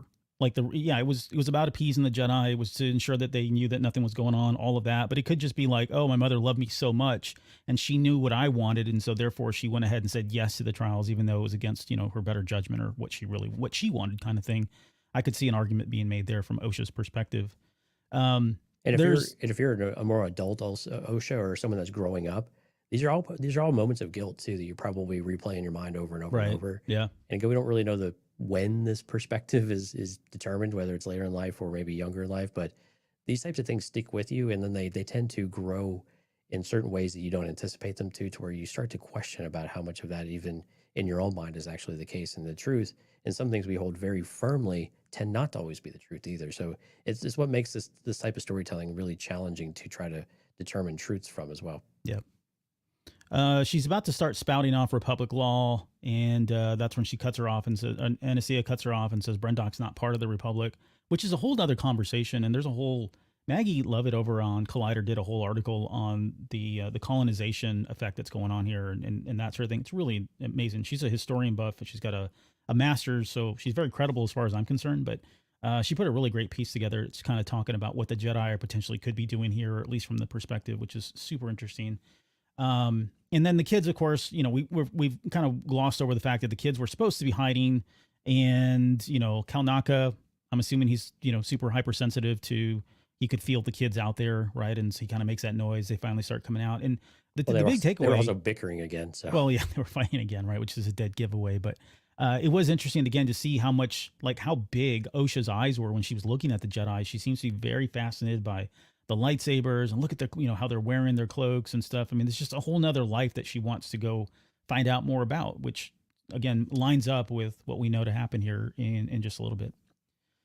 They go back and forth about whether Jedi take children or not. We've kind of talked about that here. And then Sol finally pulls out his lightsaber. And I honestly, I love the way this was directed and cut, because I thought he was going to break out his lightsaber and do something. Like, what is this guy doing? He's like completely lost control here. Right. But yeah, enticing the child with a lightsaber, which we've seen many times in Star Wars, where someone, they bring out the lightsaber and hold it, and the kid holds it or looks at it or whatever, whether it's Kenobi and Luke Skywalker. There's other examples out there that have happened in Clone Wars and other Star Wars content. But, you know, he basically says, hey, what do you want? Right. They're asking her to kind of make this decision. And on one hand, again, from Osha's perspective, that makes absolute sense, right? That everybody would be complacent with these 8-year-olds kind of making their own decisions. I don't know if that was really the case and really the truth. I think if I was Mother Aniseya, and it's certainly with Coral, I'd be like, no, don't ask her. You don't get to ask her. She doesn't get to make that decision, kind of thing. But yeah, that's just more about perspective than anything else there. Right. Yep. Okay. They talk about the Jedi having a right to test. And then it's at that point that Torben is possessed, and we get no explanation other than, I guess, Aniseya was not happy with how things were going, and that she potentially would be kind of giving up her kid forever, really, essentially at that point. But I don't know, any thoughts around the possession there? And I want your thoughts on this real quickly. I know people have a hard time getting on board that these witches were able to create life. What does it say about a witch that's able to take over the mind and literally possess a Jedi? Now, granted, he's a Padawan. I don't want to take anything away from that. But how many times have we seen somebody be able to take over someone else's body just at will like that? Again, different force powers, different force techniques. It's not a one size fits all kind of thing as far as I'm concerned. Yeah, it was definitely, it was all mental as well as what it sounded like, because she kind of in a sideways threat said, if you want your Padawan to return back to his mental faculties, basically. And it seemed like he was having a hard time maybe breathing or whatever it may have been. But I mean, it was definitely a warning, right? This is enough. And she can do this in a way that is threatening, but not violence threatening. And the Jedi have an opportunity to de-escalate this by getting lost effectively. So it was a bold move, but I think it was also showing that Mother Aniseya won't be pushed around. She will have limits on how far she'll go, and that they can't just they're not going to allow the Jedi to come in and just stalk in there and make their demands, take their kids, and then go on their merry way without any kind of pushback. That they will set their boundaries, and if they want to try to allure her kids away from her, I think specifically, then next best thing is she'll go ahead and say, here's what I can do to you guys if you want to play this game. And I think the Jedi took the message pretty clearly right away that we'll come back tomorrow and we'll try this again. Mm-hmm. Jay says Spirit of Talzin took over Sabine. Definitely happened during Star Wars Rebels. And, I don't know. Right. They were on Dathomir at the time. She was a spirit, so I'll give her credit for that one. But yeah, that was a really special set of circumstances there too. But yeah, she possessed a couple of them during that one. One of them says there were Jedi that could network Jedi minds. All things are possible through the Force. And vaguely remember Mother Talzin doing that takeover. Yeah, I mean they took over. I mean they kind of took over Dooku during the what was the name of the episode where they invaded Dathomir for a short period of time there. But that was, they had kind of like the voodoo doll when that was going on, sort of thing. So there's definitely ways to do it. I mean, just what my point was, like, it's just out in the open. Suddenly she just takes over him and he's like completely possessed and can't move. And the Jedi had no idea that was even happening, nor did they interfere, which again could be perspective, but it didn't. No one even rushed to this poor guy. He just sat there completely possessed with his eyes rolling back and his black eyes rolling in the back of his head. Right, but what it does speak to is that the dark power and the unnatural power, basically cementing that with the Jedi too, and we finally see how powerful they really are, because really all we've seen before is effectively magic tricks and force pushing. It's kind of what it felt like. So what is so powerful? What is so special about any of these individuals, especially Mother Aniseya? And we quickly see that with just a gesture of her looking over, she's able to have that kind of influence on any Jedi, whether they're a Padawan or not. And again, in other sequences in the trailers, we've seen that maybe Kelnaka might be taken over in some way. So it might not just be limited to Padawans. We'll have to see what additional episodes play into and what the actual confrontation and conflict looks like that happens on the surface. But clearly that magic or that power, I need to stop calling it magic probably, but that power is quite profound and potent, that the Jedi have to respect it in some way. And this is Mother Aniseya flexing that muscle to say, you need to respect us if you want us to respect you in any kind of way, even though they don't really respect them at all. Yeah. But and it might be mutual. I was going to say, she kind of deflated her whole argument too, or at least if there was any suspicion that by the Jedi that they were dark side users or practicing the dark arts, I mean, that was blown right there. Right. I mean, she probably had no choice at that point to say, okay, fine, just test them both. I mean, they go back and they negotiate. Soul wants to test both. And she finally agrees to it and says they're going to do some testing tomorrow. Right. Okay. Then we get kind of like the meeting of the council with the coven. They've all kind of gotten around and said, they breached the inner circle. We can't do nothing. I'm assuming that's a physical circle in some way, like some kind of a perimeter of sorts. I didn't take it metaphorically. Maybe it was. And then we get a side of Coral here that's very aggressive, right? She wants to make their move tonight while the moons are still out. I'm assuming for light, unless her powers are enhanced because of the moons are in full or whatever. But it sounds like she wants to, preemptively stop the Jedi, go attack them. She says, what are they? It's just 4 Jedi. Who's going to miss them? Right. Yeah. I thought that was a funny line. And then Aniseya steps in and says they must be allowed to test the girls, that Osha's a child. Coral calls the Jedi deranged monks, which I thought was very funny. And this is where we learn that Coral carried the children for their entire gestation period there. And then there's an elder that finally steps forward and says, hey, you know what? Who says they have to pass the test, right? Kind of thing. Right. And so anything on that, it was pretty straightforward. I don't know if there was anything to dig into on that one. Well, I think the one thing you start to realize is that there's conflict within the circle, and we already knew there was conflict between the parents already, but how far does that extend? And does that are those rifts deeper than they might seem? And is that contributing to something that will happen on the surface later? And again, things we don't know, but there definitely feels like there is something else going on in this, where there is a potential power. Well, it's more of a question. Is there a power play that might be in play here at some point, or a rift even between Coral and Aniseya? Seems unlikely that would be the case. They don't seem like they would go that far, but extreme times, especially when it comes to the kids, makes you take extreme measures sometimes. Yeah. Gary says major Ashla and Bogan vibes from those moons. Right. So yeah. That's the moons of Tython. That's what I was saying earlier. It feels like they could be able to do both light and dark side. Well, and actually the planet, when they first zoom into Brendok, some of the structures there on that very first cliffside do remind you of Grogu on on Tython. On Tython, yeah, with the little spires of the rocks that came in and made kind of a peak. There are some similarities there, so it's curious to see if maybe this is another, what's it called, a nexus point for the Force. Mm-hmm. Maybe that's why this planet was attractive. And again, with the moons, some of these things would all line up about why they landed here. There's a quick meeting here with May, Osha, and Mother Aniseya. May warns that the Jedi are bad. They're arguing back and forth. And May says that she's going to stop them. I don't know. There's a whole conversation about whether they're, again, good or bad there. And Aniseya says that they're just young and that what they want is going to change. I like the scene. I don't know. There was a whole lot to dig out of it, but do you have any notes or anything you want to add on that one? No, I mean, yes, the concept of what's good and bad and who and power. I think the thing I got from it though is that this sense of kind of love and giving the kids. I mean, are they old enough to make their own decisions? Right. That's Yeah. always a That's a question about. question.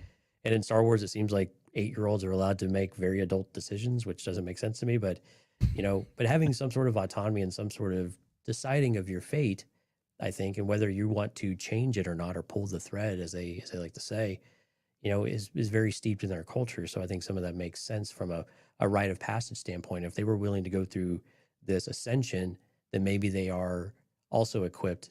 I would say equipped, but maybe they also, what goes along with that is the ability to make certain decisions in your life about whether you want this or that. And I think the one thing I got, those Mother Aniseya really does truly love both of these girls. I mean, and it's there, and it's she's giving counsel and making sure she's as informed as possible, but also being a straight shooter about it too.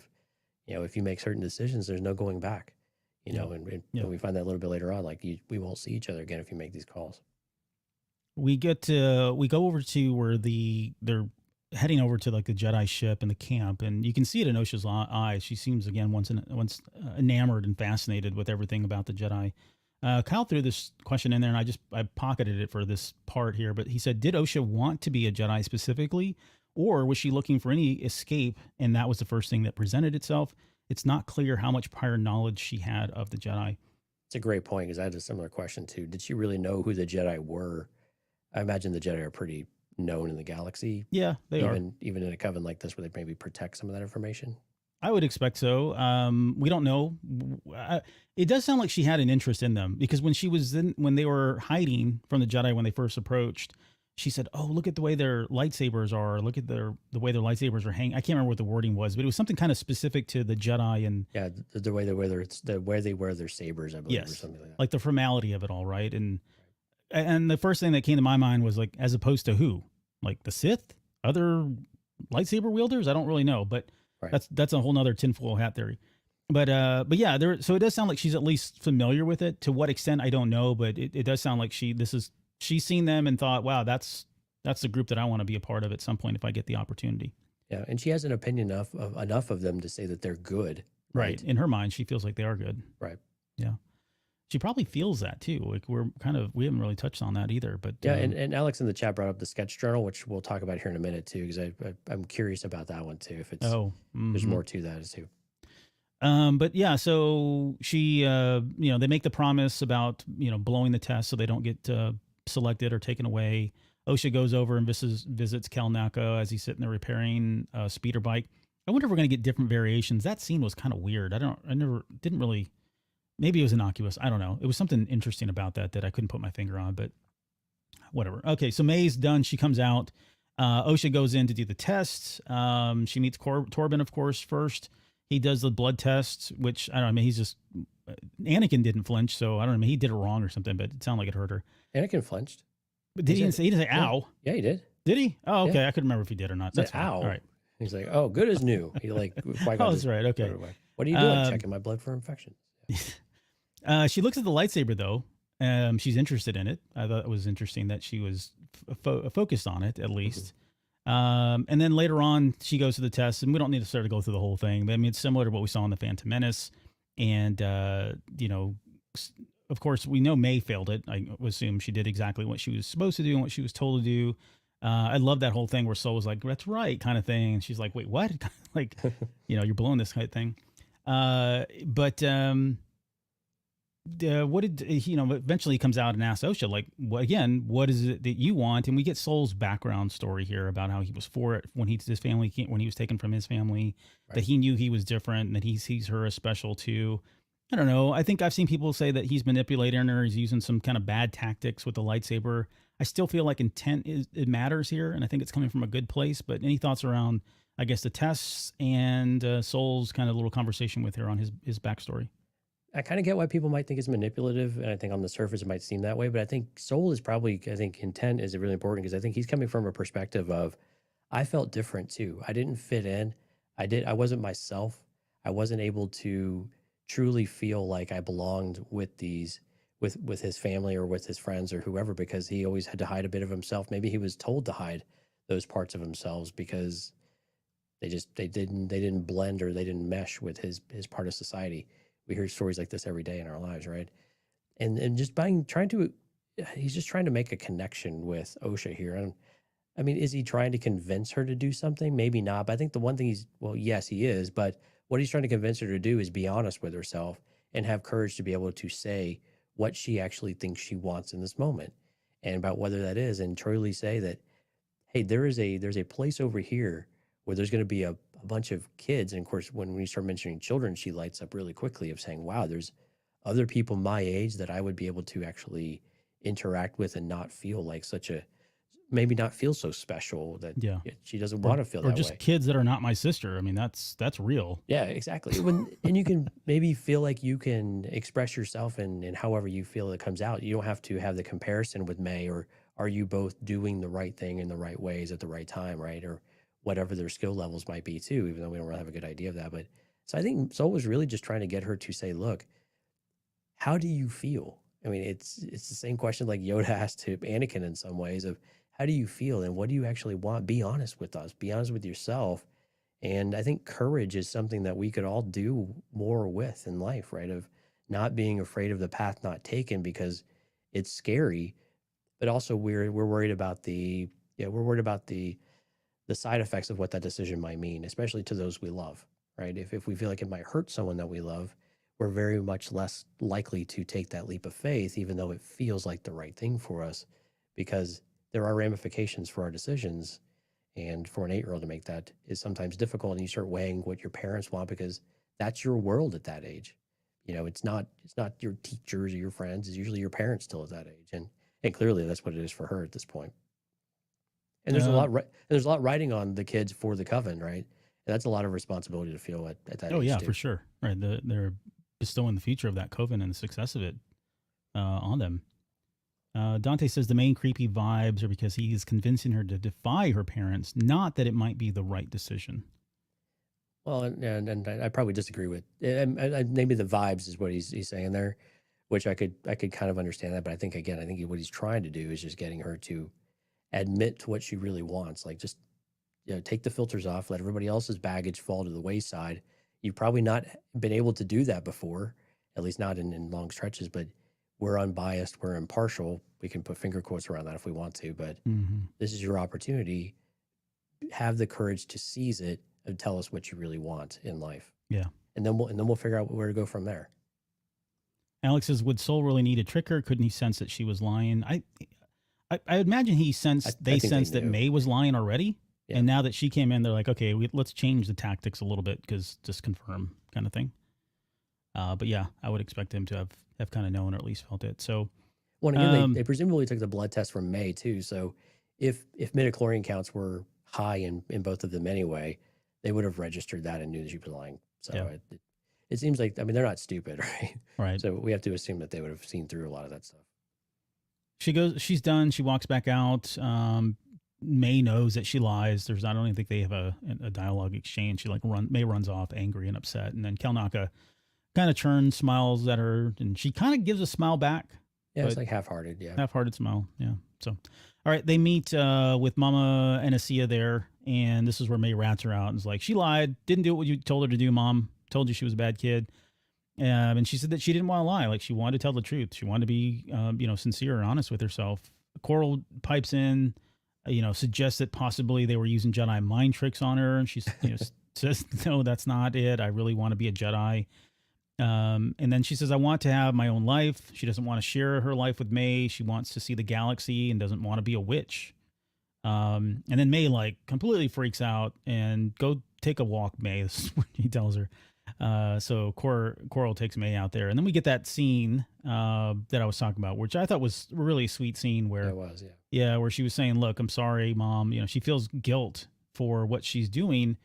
And then Aniseya says, destiny is not decided for you by an anonymous force. You get to make a choice, Osha. If you want to pull a thread, then pull it. I love this, that they're giving her free agency. She's obviously, like we talked about, there's a lot of kids in Star Wars that are more mentally mature than their age. I would put Osha in there. I don't know about May. The jury's still out on her, at least from this perspective. But I can see where, they're looking at her going, okay, she is only 8. However, maybe, maybe this is a life that we can do. We would still have May here, and potentially that could still help continue the coven to continue growing, or we, and make, or Osha could take off and be part of the Jedi Order. She didn't seem opposed to it again, but we get into the next section of lines, which is just kind of a lot of parallels to the Anakin and Padme story here. Well, let me ask you a question though, around where you were going with that. Do you now? I think that Mother Aniseya's emotion and what she's saying was genuine, but do you think? I mean, she also said she's going to go talk. I forgot the word there, with her advisors or whatever, and they would take her wishes into consideration. So it was not that she was going to let her do it, or that they were going to. Right? They were. Do you truly believe that Mother Aniseya was going to allow her daughter to be taken? Because I think the answer is no in that case. It felt like she was saying the right things to appeal to Osha, and I think many of them were genuine. But I think at the end of the day, there was no way they were taking these kids. I have the exact same question where it says she needs to talk to her others and consider it. The question says, would she have let her go? But since you asked first, I will answer first. I answered too. Yeah, you did answer. I think yes. I think she would have given it to her. Again, from this perspective, absolutely. Like, given what we've already heard, they've already set the stage. She's too lenient. Yeah. She's already, she's giving them hugs and lets them eat ice cream, and they kind of get to do whatever they want. They seem to have a very close bond between the two. I can see where she's like, okay, I'm going to go talk to the council, but it's really going to be more of like, look, I've made a decision. Here's why I think it's best. I'm the head witch, and I'm willing to hear what you have to say, but I've kind of made my decision up. Unless there's something that just I'm not thinking about, sort of thing, I'm going to let her go.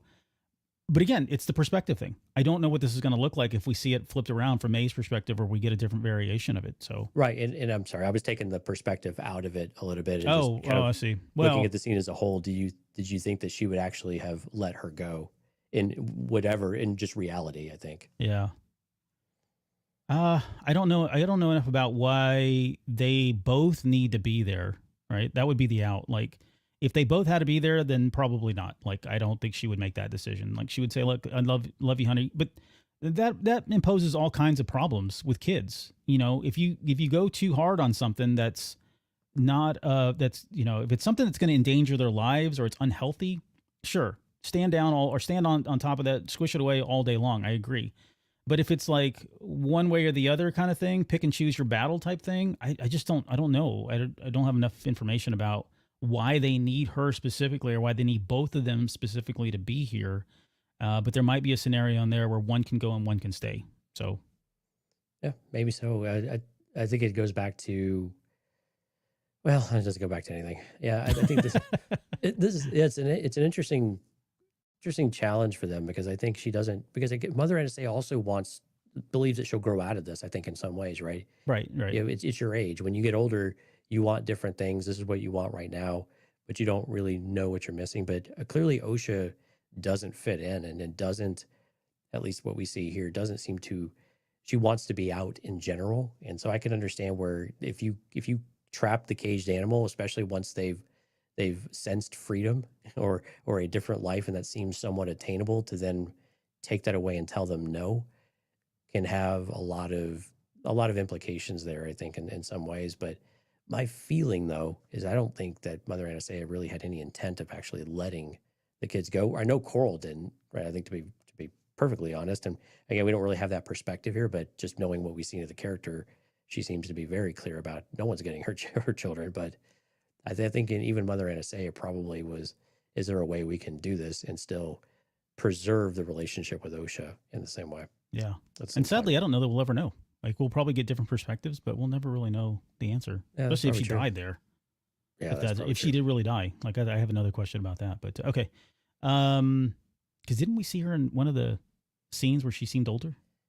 No, I think it's one of them we got today where it seemed all like, right. It was just behind Osha. So it was save it for another show. We'll talk about more about that here. All right. All right. We get the, she says, I'll never see you again. That's Anakin's line of, will I ever see you again? And she says, you won't, which is very different than what Shmi says. Like, what does your heart tell you? Yeah.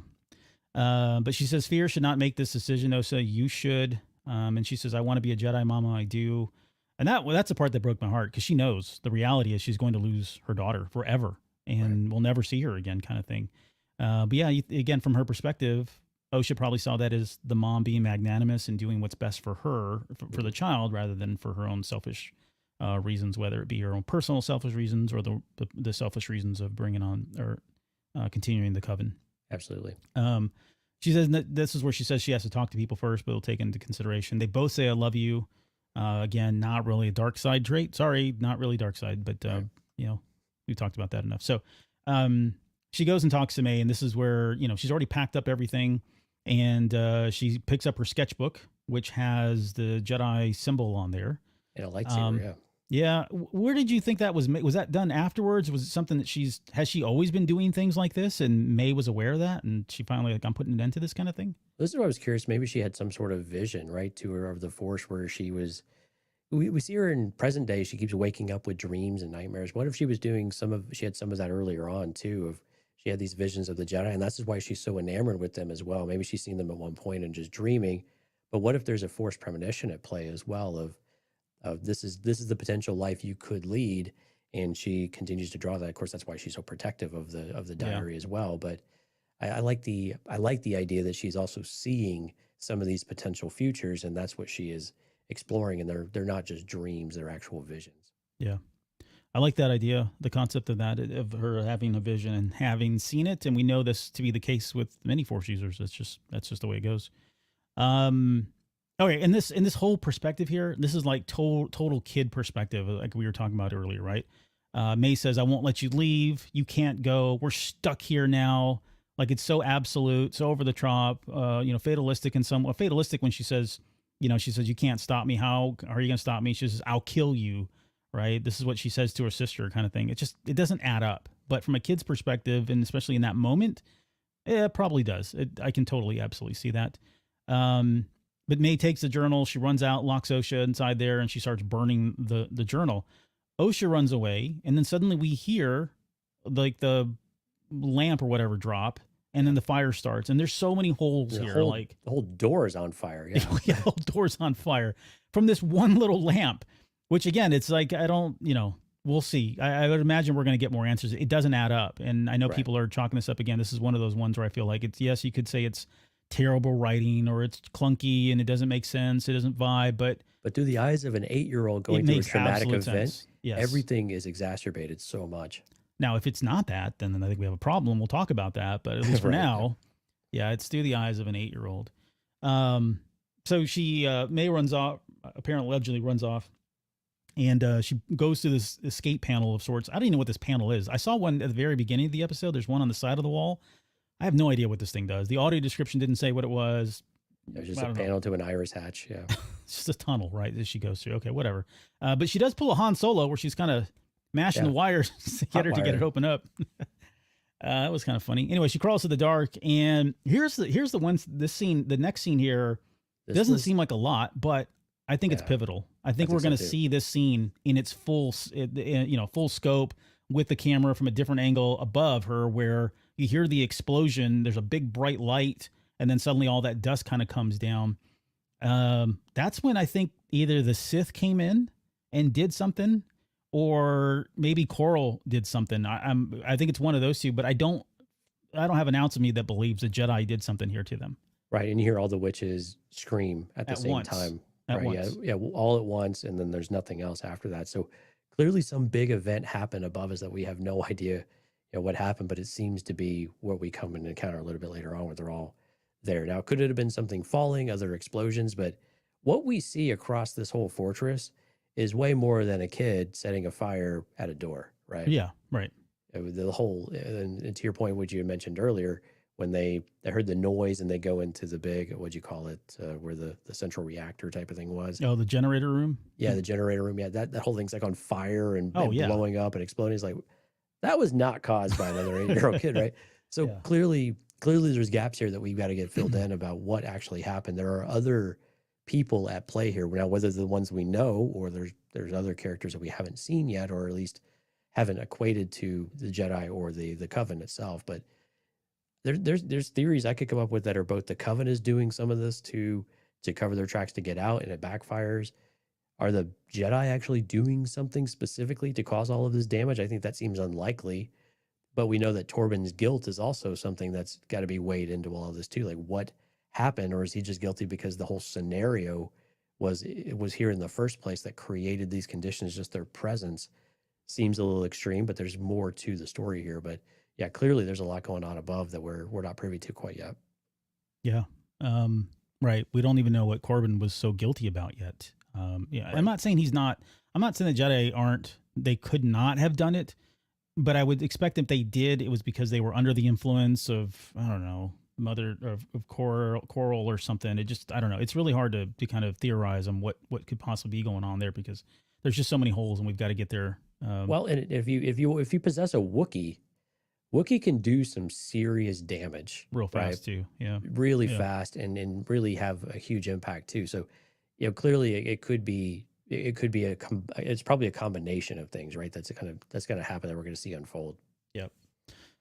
We get a shot of, she finally makes it out of the tunnel and she kind of walks very briefly into the generator, what they call the generator annex. And everything's on fire. Like you said, I mean, this is like, wow, like this whole fortress must have been lined in gasoline, because that fire like erupted all the way through. So I don't believe it was just that little lamp. But there's a generator that explodes. Well, and to go back to the lamp, we don't actually see May set anything on fire except the book. Like the book, yeah. Right. Yeah, it cuts immediately to Osha running away. Right, because again, we can't see Osha's actions through the door May's actions through the door if we're Osha, right? Necessarily. Yeah. There are certain things that we get blinded by. So important omissions that we're unable to completely qualify. Yeah. There's the generator blows up. That generator blowing up is what breaks the bridge in half and separating both May and Osha. And then at that point, again, it's real fast, real choppy, but the bridges collapse. We see May clearly, at least from her perspective. It looks like she just goes down into that chasm. So, right. And then we see her, at the very end, just to kind of jump ahead, it's, she's got like soot on her face and that's it. So that doesn't line up, right? So there's more to that story, I'm sure. But, she's immortal. That's what that means. It goes back to my theory. You can't kill one without killing both at the same time. Maybe. But anyways, don't entertain me like that.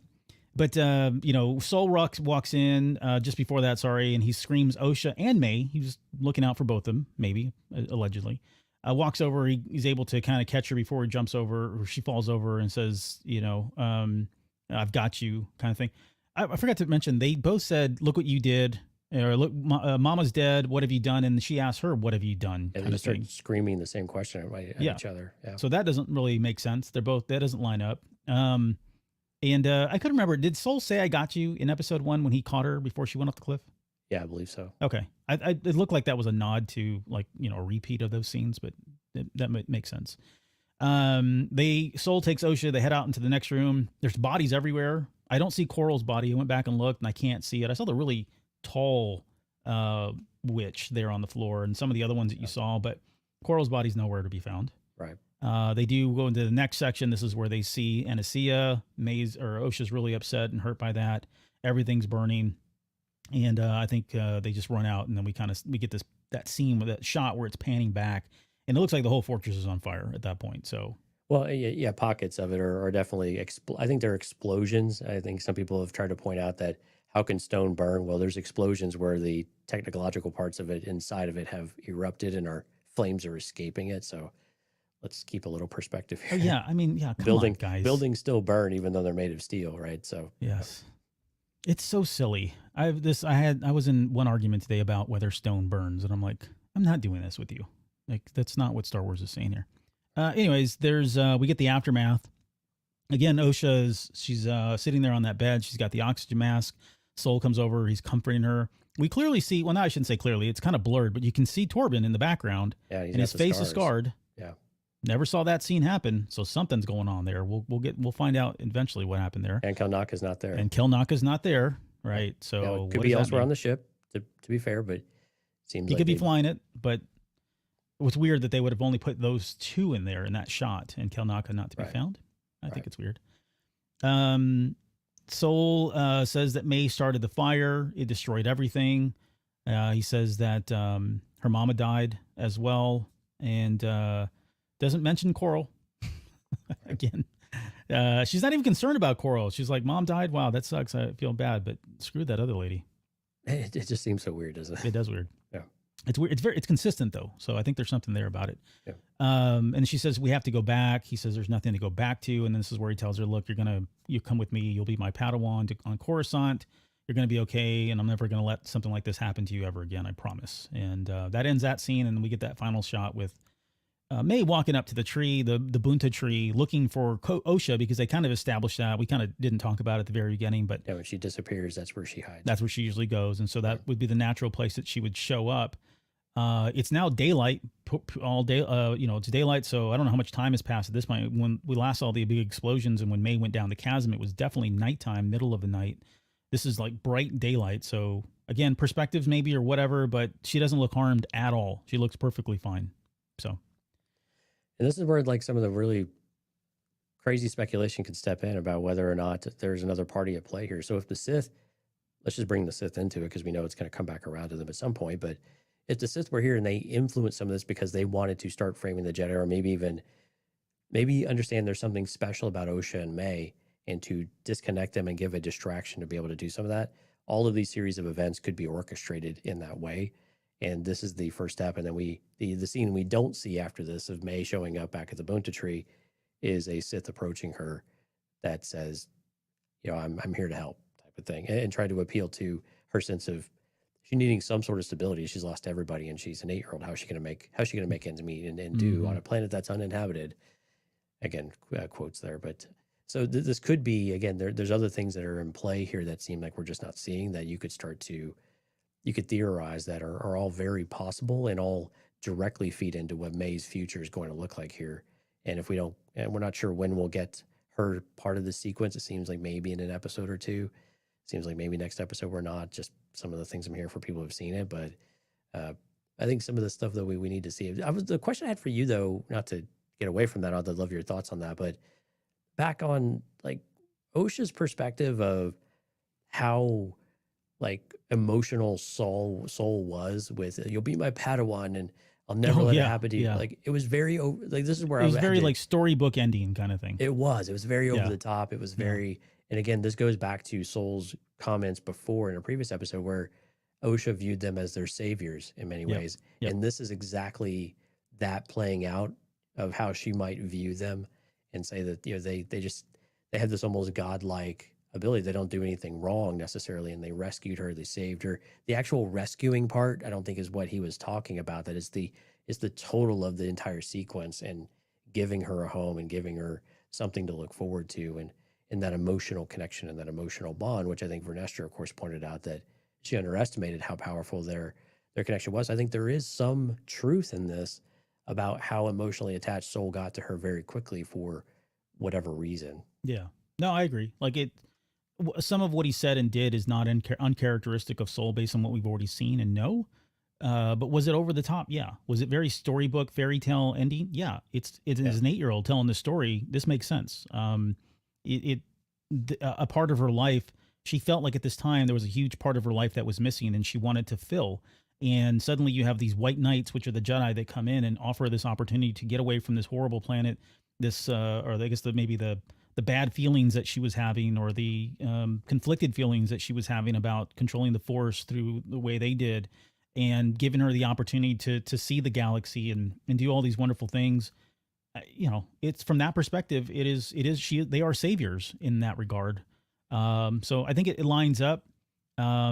It's what's challenging about the Rashomon effect is there's so much of it here now that if they go and tell May's perspective, are we going to see a retelling of that particular scene? I think the answer is no, because May wouldn't have been privy to it. Right. But if they go and give us yet another one, like if we get Soul's perspective at some point, where we get that third one, which is the factual, here's what really happened, then I think we'll be able to kind of fill in those blanks. But I don't know for sure that we'll ever see anything that comes out and says this is exactly how that scene really happened, where he's more stoic and much more, maybe even trepid about taking her on at her age and worrying about what that's going to be like, knowing that she's had all this loss and all this trauma, and that's going to breed attachments to the dead. Yeah, it'll be really interesting. And what I'm always looking forward to is, of course, I'm kind of a fan of fan edits to see just creativity. when we get all of the scenes, because we're not gonna re-see the same things over and over, because that doesn't make sense if you're looking at it from another character. But to have someone actually piece all of it together into one, like one stream of consciousness and one actually linear story, will be very interesting. If they don't do it in the show, which usually they don't do something to that effect, but it's kind of this extended sequence. But for somebody else to come in afterwards and piece together all of these episodes and actually see the whole string of events happen unencumbered would be really interesting to see at the end of the day. All right. Well, I mean, we're right at the 2-hour mark. I think we've gotten through a lot of it. We've answered a lot of questions. We'll have to pick this up some more here, I guess, with Patreon this week. But yeah, I mean, the jury's out on how this is going to play out. To kind of recap what we said at the very beginning, in terms of, does this make sense? Does it all align? Are they potentially going to be losing people because they're not aware of what's being done here narratively and from a storytelling perspective? I still feel like, yeah, especially as we've talked through it tonight, I feel like, yeah, there's an opportunity for them to kind of get that message out about like, hey, stick with this. Here's why you're seeing some of the things that you're seeing and why you're feeling the way you're feeling. It's all part of the plan.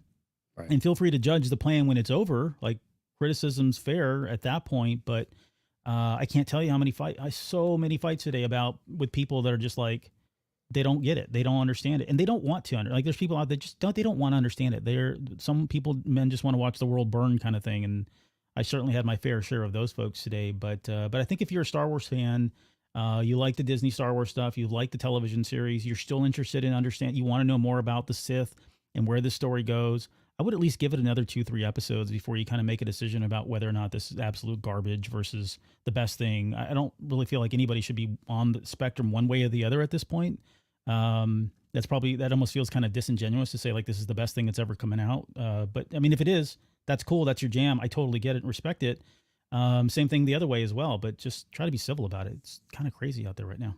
Yeah, I mean, when you're 3 episodes in, usually if you've got a new series, how many episodes does it take to really find your footing in some of that? And we don't have that luxury with Disney Plus and with Netflix and with the streaming models these days. We don't really have, because the seasons are just so short, you have to jump right in and everything has to be meaningful and everything has to be kind of make sense of it. And like you had said at the beginning of the show, if you're going to break that linearness up and somehow like Game of Thrones, but this is the problem I had with House of the Dragon.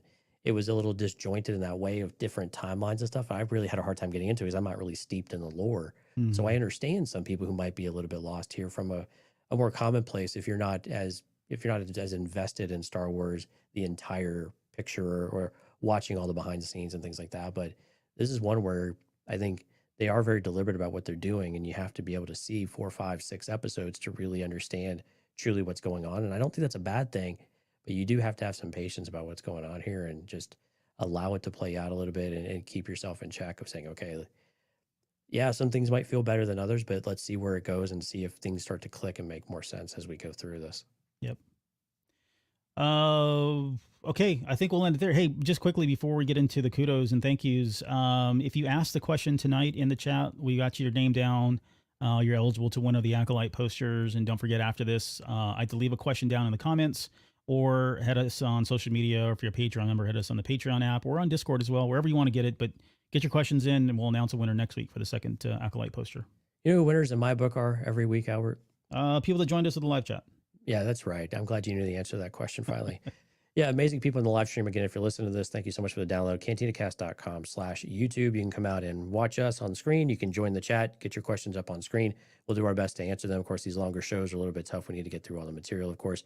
But a special thanks to Steph, Sky, Dante, Alex, Matthew, Katya, One Up versus CPU, Skywalker's Academy, Lauren, Richard, Qui-Gon J, Reader Reborn, John Pedro, My Star Wars Guys, Gary, Kyle, Jay Price. If I missed anyone, my apologies. Definitely not intentional. We appreciate everyone coming out.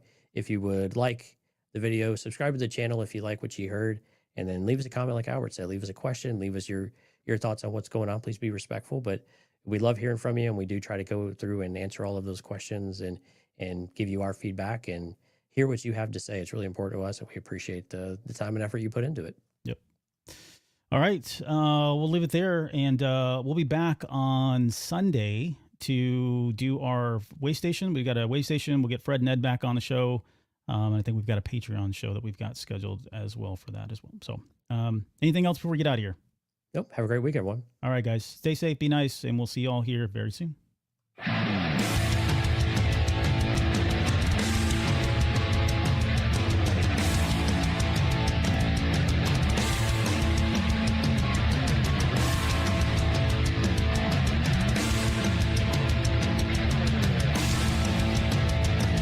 You're still listening? Wow, that's amazing. Well, I'm here to give you the disclaimer. Normally we do a big, long, drawn-out disclaimer thing saying what's what and who's what and all that other stuff, but I think you guys kind of know that Lucasfilm and Disney have no affiliation with us at all, and we have none with them. We talk about Star Wars, which is their property and all that other good, fun stuff, but I think you can tell which is our stuff and which is their stuff. If you can't, well, then send a lawyer to send an email to me, and I'll be glad to chat with them. Other than that, you know what's what, so that's your disclaimer.